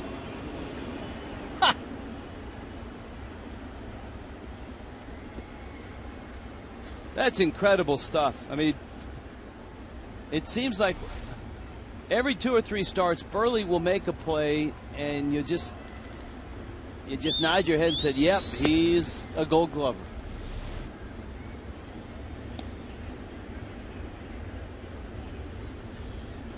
He gets his balance, makes the catch, and then makes just a perfect throw. Yeah, he led Reyes right to the bag. By the way, do you think if Torres, I think Collins was going to pinch hit for him anyway, for Parnell.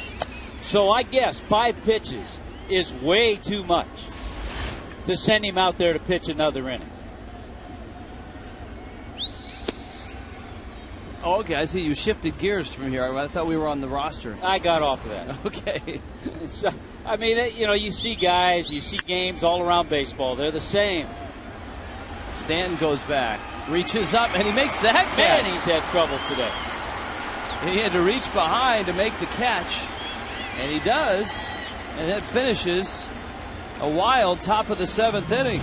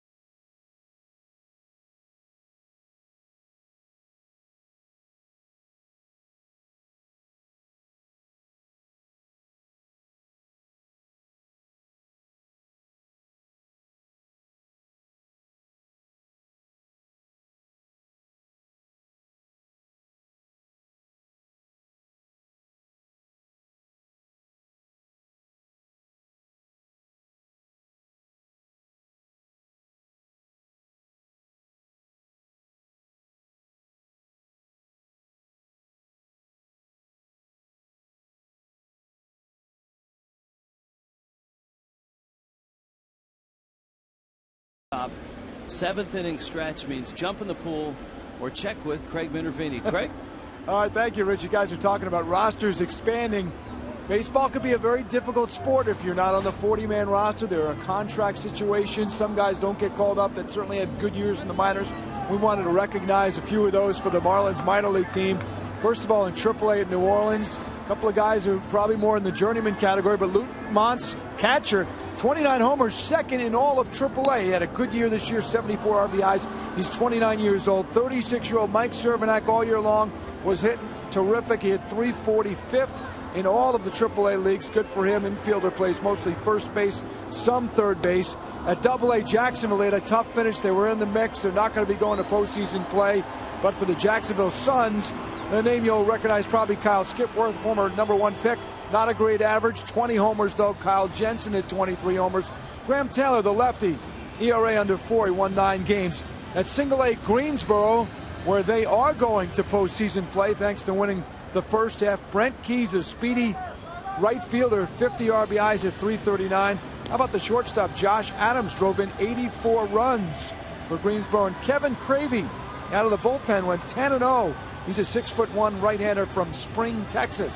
Same hometown as Josh Beckett. We mentioned the Jupiter guys last night having an unbelievable year with guys like Marcell Ozuna, Christian Yelich, Jose Fernandez, and those three guys will start with Jupiter in the playoffs on Tuesday night. Fernandez will be pitching Game 1 against the Mets single-A affiliate. The St. Lucie Mets. Winner of that series goes to the championship series in the Florida State League. Let's go back to Rich and Tommy. All right, Craig, good stuff. Miami trailing the Mets, and they have from the very start of this game. The Mets piling on 5 runs in the top of the first inning. A Jason Bay grand slam. The Marlins did pick up a run in the 5th on a Justin Ruggiano double. But it's the 7th now, and the Marlins will see the 3rd Mets pitcher of the ball game, Josh Edgin, the left-hander.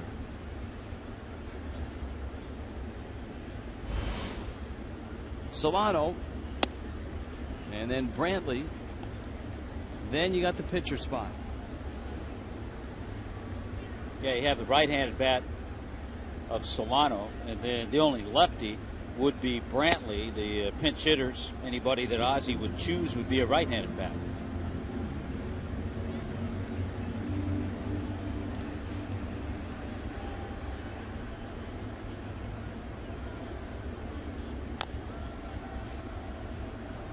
Solano fouls it at the plate.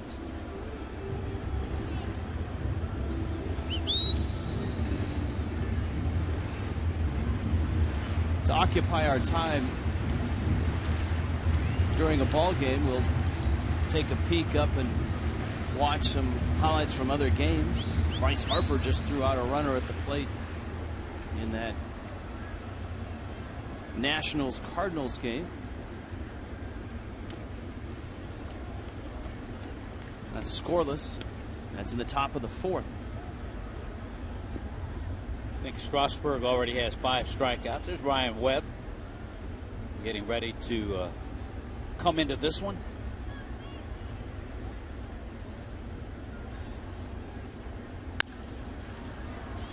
Roller out towards second. Justin Turner gets the out. That'll bring up Brantley. Remember, tomorrow the Brewers series opens, and it's a 1:10 matinee. You can get the all-you-can-eat seats for just $24. On Wednesday at 7:10, fans get a Marlins opening night canvas print courtesy of Pepsi. The 12:40 game on Thursday is not on television. So 2 of those Brewer games, day games, the Monday and the Thursday game. Yes, but Marlins and Brewers will be much more comfortable than the 2 day games in the Milwaukee series up in Milwaukee. There were some odd start times there too. I think there were some like 3 o'clock starts. Yeah, I was looking back. 2 of those games were extra inning games that won the 13-12 loss in 10 innings. Brantley, good AB against the lefty, smacks it into center field. A base hit. Very nice. He's been on base a couple of times, walked his last time up, and picks up his 8th base hit as a major leaguer.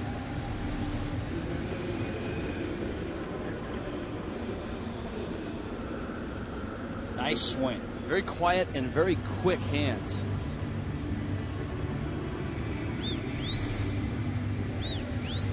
You know, when it's all said and done with Austin Kearns pinch hitting here for Mark Burley, the fact that Burley went 7 innings, pretty amazing. In the first inning, of course, that's when the Mets did all their damage. They had 5 base runners. Innings 2 through 7, the Mets had 3 base runners. So he was able to regroup. And really the only thing that hurt him was that grand slam from Jason Bay and also the misplay by Giancarlo in right field. Yeah, the misplay that turned into a double opened the door on that inning. And the grand slam, the result. Kearns hits it hard, but right at the shortstop, Cedeno to Turner, and he gets the double play. And Miami is done in the 7th.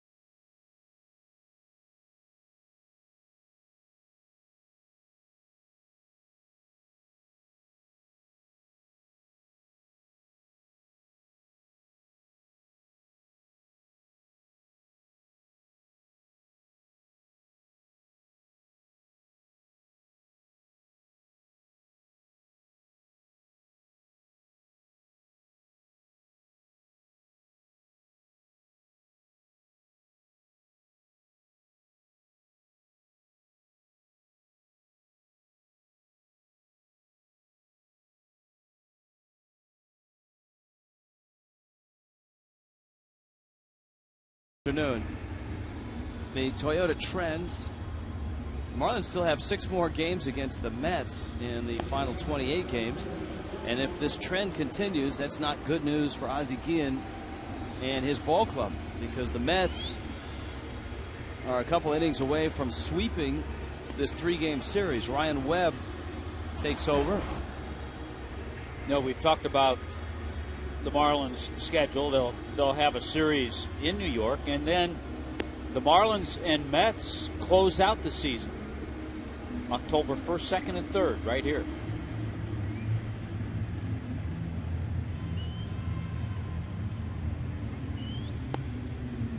Webb finishing his warm-up tosses.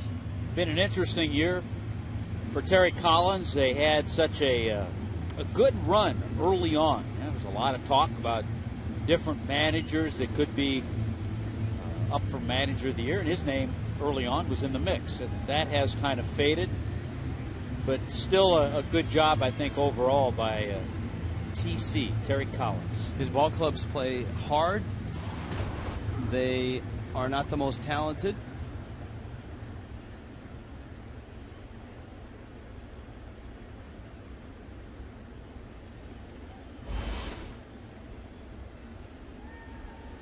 Webb to Turner, and he rolls one into center field.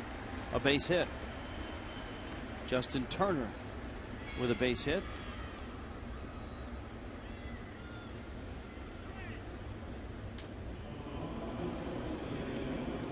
Community poll brought to you by the Cleveland Clinic, Florida.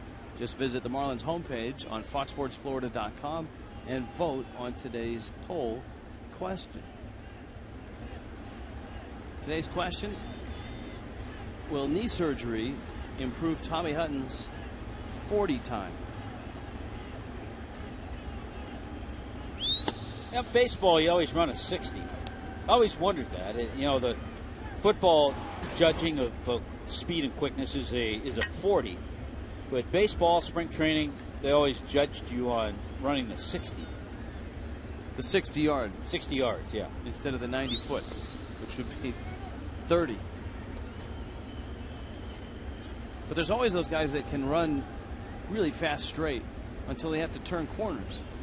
There were a lot of guys who couldn't hit that didn't have to turn corners. That's very true. The tallest man in baseball history is in the house. John Roush loosening up. David Wright at the plate.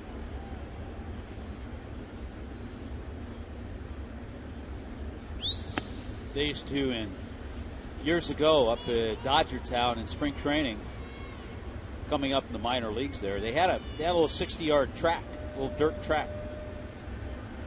They'd get you'd have qualifying times, and they'd get the fastest times of the minor leaguers, and whoever won the race would win a nice watch.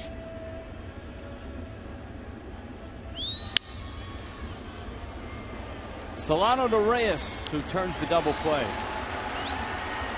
Webb gets 2 outs with that ground ball. And Hairston will come to the plate.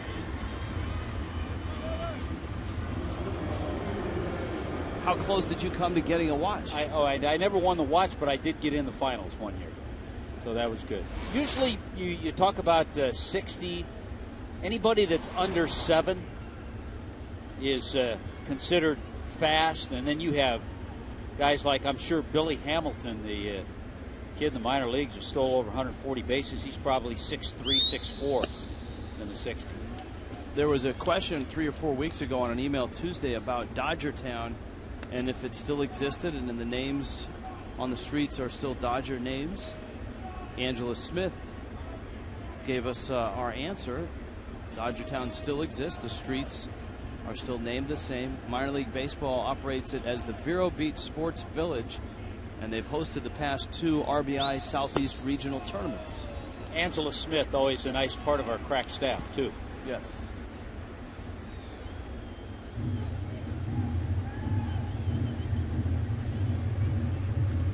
Webb out in front, 0-2. Hairston is 0 for 3.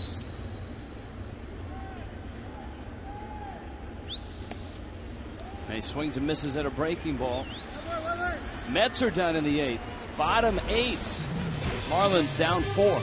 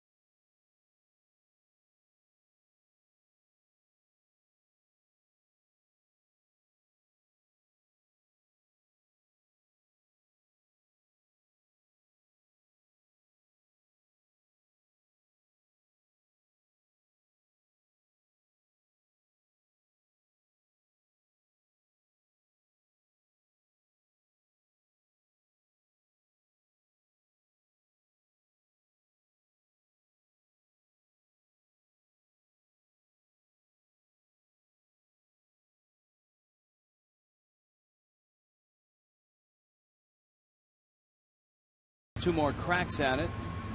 Down by 4. If you're headed out of town, you can watch Fox Sports Florida's coverage of the Marlins with MLB.tv online and your favorite mobile device as well. Just visit Marlins.com for more details. Download that @Bat12 app and you're on your way. Top of the order for Miami. Josh Edgin into his second inning in relief.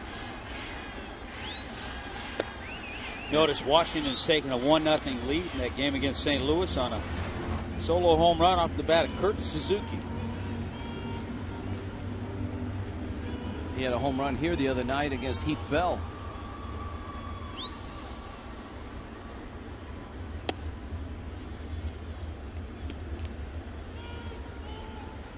We haven't seen Carlos Zambrano in a while. And he's up and throwing.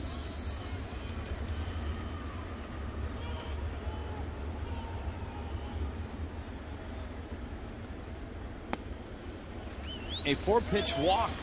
Not what Terry Collins had in mind with a 4-run lead. Edgin loses Peterson. And that'll be it for him. So he was in to face Peterson, the lefty, just to start the inning. And it doesn't start well. Collins will make a double switch. Looks like he's going to bring Mike Baxter into the ball game and Scott Hairston out of the game, and John Roush will come ambling in.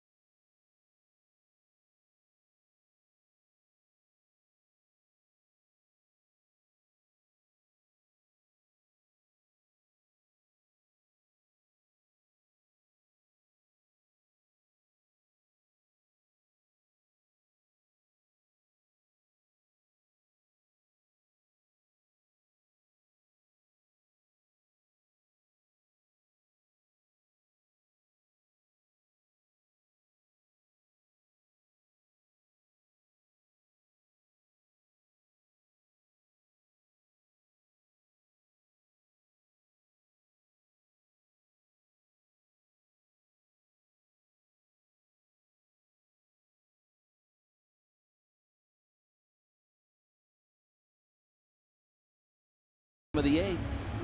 Inside look brought to you by Toyota. Why is Mark Burley a 3-time Gold Glove winner? Well, plays like this. Also remember 3 straight Fielding Bible Awards. It's our Toyota inside look.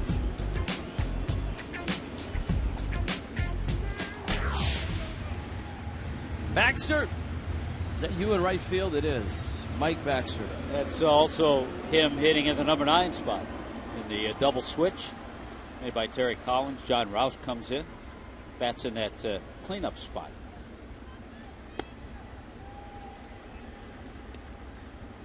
Throws this another interesting situation. We saw 6'10" Chris Young, whose fastball is 85-86. Roush is 6'11", does not overpower you. He throws a little bit harder, and then has a pretty good slider. There's his fastball, 90. Roush, a national, a Diamondback, a Twin.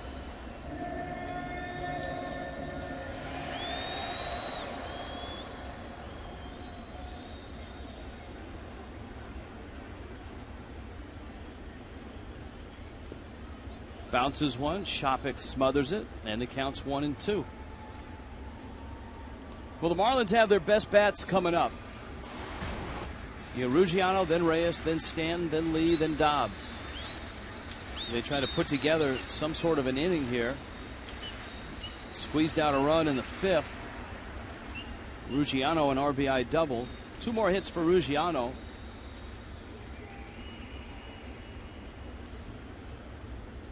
The 1-2. Runner goes, and it's fouled back.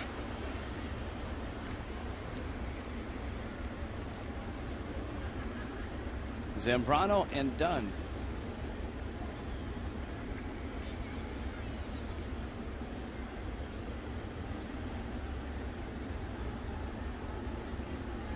Still 1-2. Ruggiano has opened September just like all the other months, hitting. 32 RBIs now, 18 doubles to go with 13 home runs. Has his batting average with his 2 hits today at .329. This is only game number 74.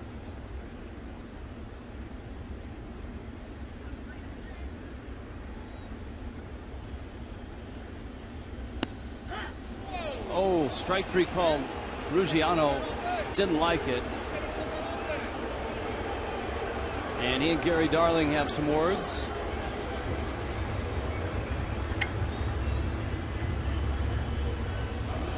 Here's a look. He's thinking it's low. Every time you think a pitch is low, when Fox Tracks comes up, it shows that it probably crossed the plate as a strike, but it's the way Shopik caught it that made it look worse than it was. Strike zone starts at the front of home plate. So when you saw that pitch come on that side swing look at Ruggiano, that left knee is kind of where the front of home plate would be if a hitter is back in the box.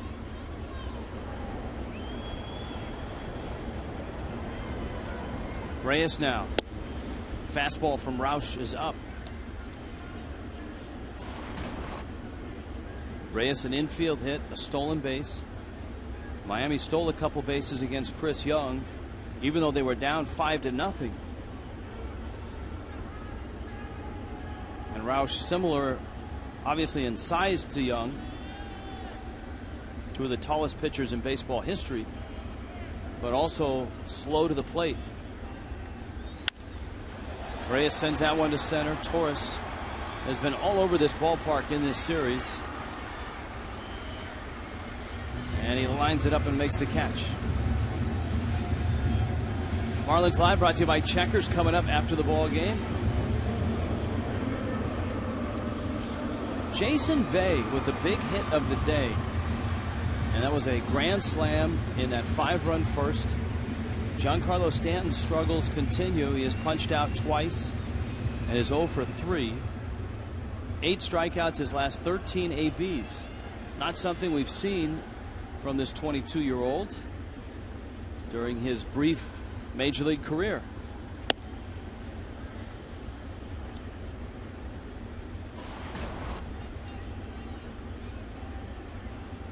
and hasn't, this is interesting, lifted a ball out of the infield since his first at bat in the first game of this series. Hit a fly ball to right field. And you can see he's flying wide open. The head's flying, the shoulder's flying, the hip is open.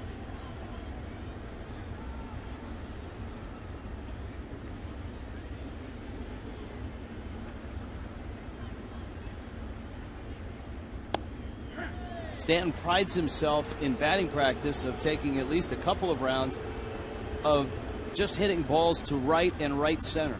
Sometimes more than 2 rounds. He'll really work on that the entire BP. And most of the time, not just to right center, but up in the seats in right center. And he swings and misses. Another high fastball and a real funk for Giancarlo Stanton. Mets bullpen has been outstanding in this one. Still 5-1.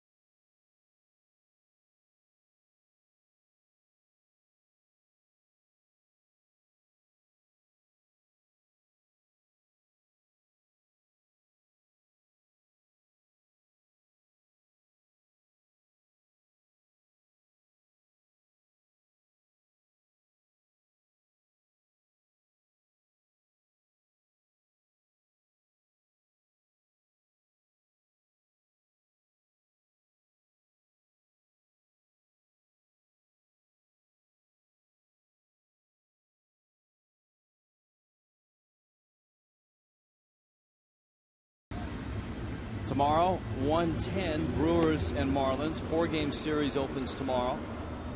And Carlos Zambrano makes his first appearance of this homestand.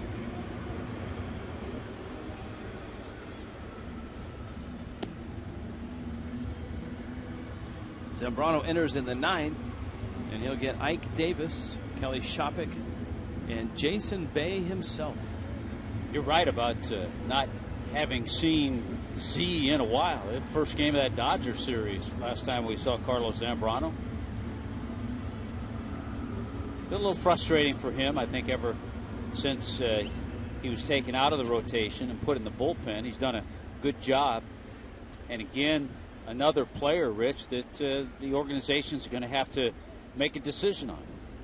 What do you see in Zambrano's future? Where is he going to be? Is he going to be in the bullpen?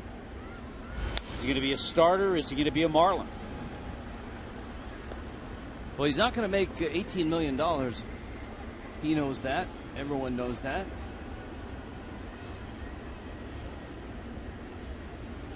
I guess the question would be more in Zambrano's court than it would be in the Marlins' court.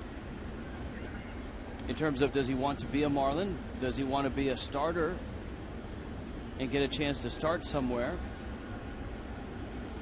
Or if someone asked him to come pitch in the bullpen, would he do that? Ike Davis lines one to right.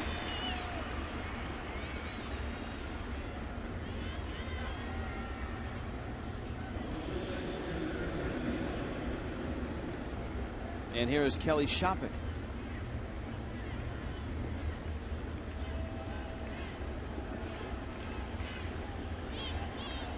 Baltimore has gone out in front of the Yankees 5-3 in the 7th. The Nationals have that first run against the Cardinals. 1-0 bottom 5 at Nationals Park. Stanton is there and he makes the catch. And here comes Jason Bay. The Giants have scored 3 times in support of Matt Cain. The bottom of the third at Wrigley, it's 3-1 San Francisco.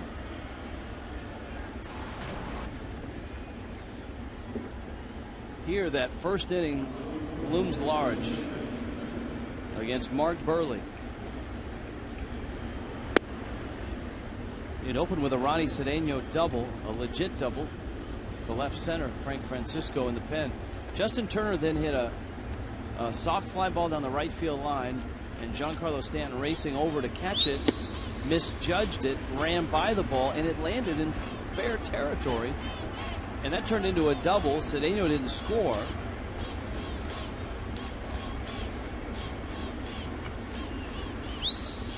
That's got a run on a ground ball, a walk to Ike Davis. Remember, Burley hit Shopik, and then Bay punched one to right field. But this was the play that kind of opened the door in the inning. You know, for a moment, it looked like it might slice foul. I think Turner thought it was going to go foul. And then it was misplayed. Stanton overran the ball, and it landed in fair territory. And, of course, Bay came to the plate with 2 outs, and the bags loaded. And he drove one out to right center. A guy who came into that at bat with an 0.42 average with runners in scoring position. 4 hits all year. And 3 of those were singles. Takes a called third from Zambrano, and here comes Andres Torres. Let's say, Rich, the Mets decide to eat the Bay contract. Do you think he goes somewhere and turns it around a little bit? Maybe not to the 30 home run level that he was. Do you think he goes somewhere and turns it around? Boy, it's hard to imagine that, because his last 2 years have been down years. Yeah, and they've been riddled with different injuries, concussions, various injuries over the last couple of years. You know, last year, 12 homers, 57 RBIs. But then again, and I don't know if the Mets would, because it's a lot of money, $16 million. If they do eat that contract, whoever signed him would, all they'd have to give him is the minimum. Just like the Marlins with Zambrano, there really wasn't a whole lot of a gamble there. The Marlins did have to give up Chris Volstad to get Zambrano, but the Cubs paid the freight, so to speak. There you go. A lot of freight. Though not as much freight as he had in Chicago. He did lose a little weight between the two cities. And by the way, Chris Volstad actually got off to a bad start. He was sent down to AAA. He's actually won his last 2 games with the Cubs.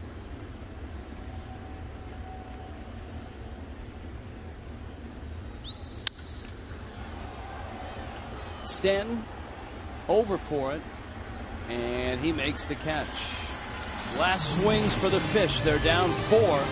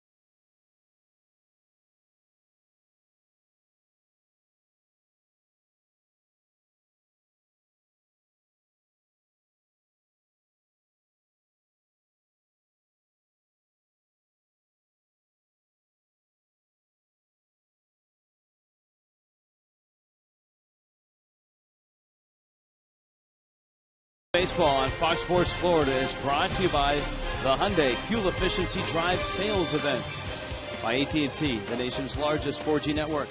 AT&T, rethink possible. By Checkers, feast on. And by Infinity, luxury cars that deliver inspired performance.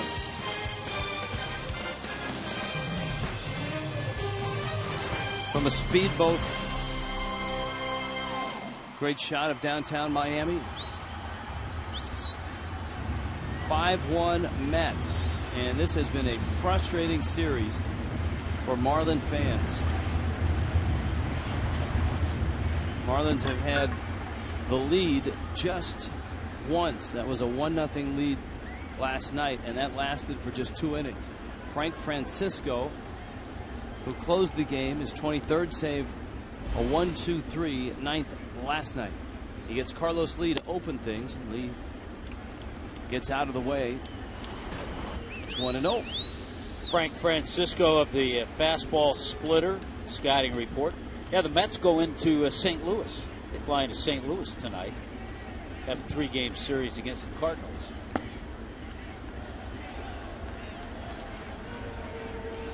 Lee takes strike 1. It's 1 ball and 1 strike. Well, not only will the Mets have swept this series if they can hold this lead, they will have won 7 of their last 8. And remember, a week and a half ago, we were talking about 3 teams that were in the basement of the East, and who was going to climb out and finish in 3rd and 4th and leave the other behind. Right now, the Phillies have climbed out, and the Mets are doing a nice job of it right now, while the Marlins continue to tread water at the bottom. The Marlins will go to 4-8 against the Mets on the season.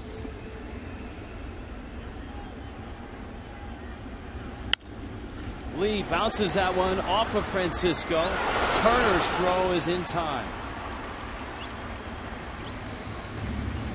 But all of a sudden, since the return home and after a lot of home runs on the road trip, the Marlins in this series against the Mets have 18 base hits, have scored just 4 runs and no home runs.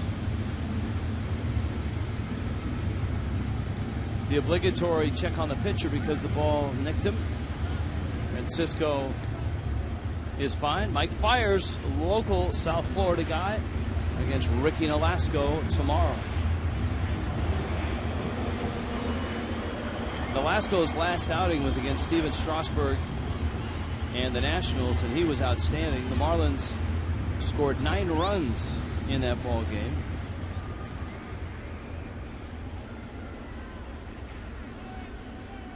And they haven't scored 9 runs since.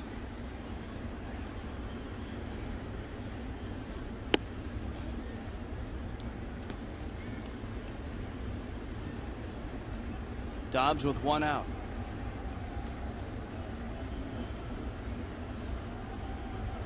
Dobbs is lined out, flied out twice to center.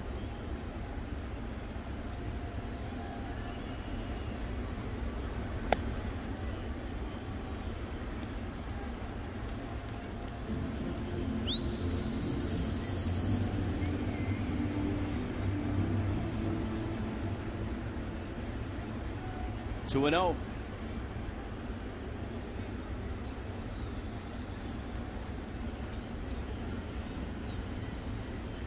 One of the other things, and you and I have talked about it, we talked to Ozzie. You look at the Marlins in this ballpark, a loss today, they'll be 30-35 at home. You want to play well at home. You want to take advantage of your ballpark for those 81 games. And certainly the Marlins haven't done that this year.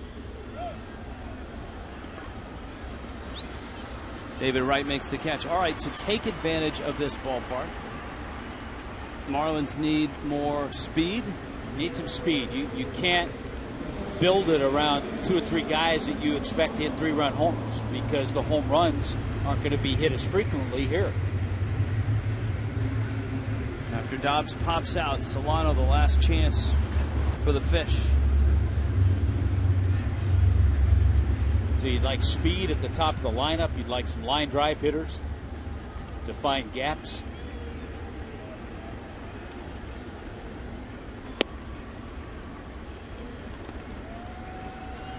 Fastball to Solano is a strike. You certainly want to refine your pitching staff, because if you're a pitcher, you want to pitch in a ballpark like this.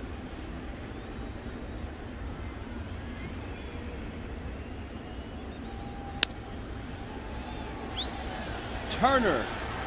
And the Mets have swept Miami in a 3-game series.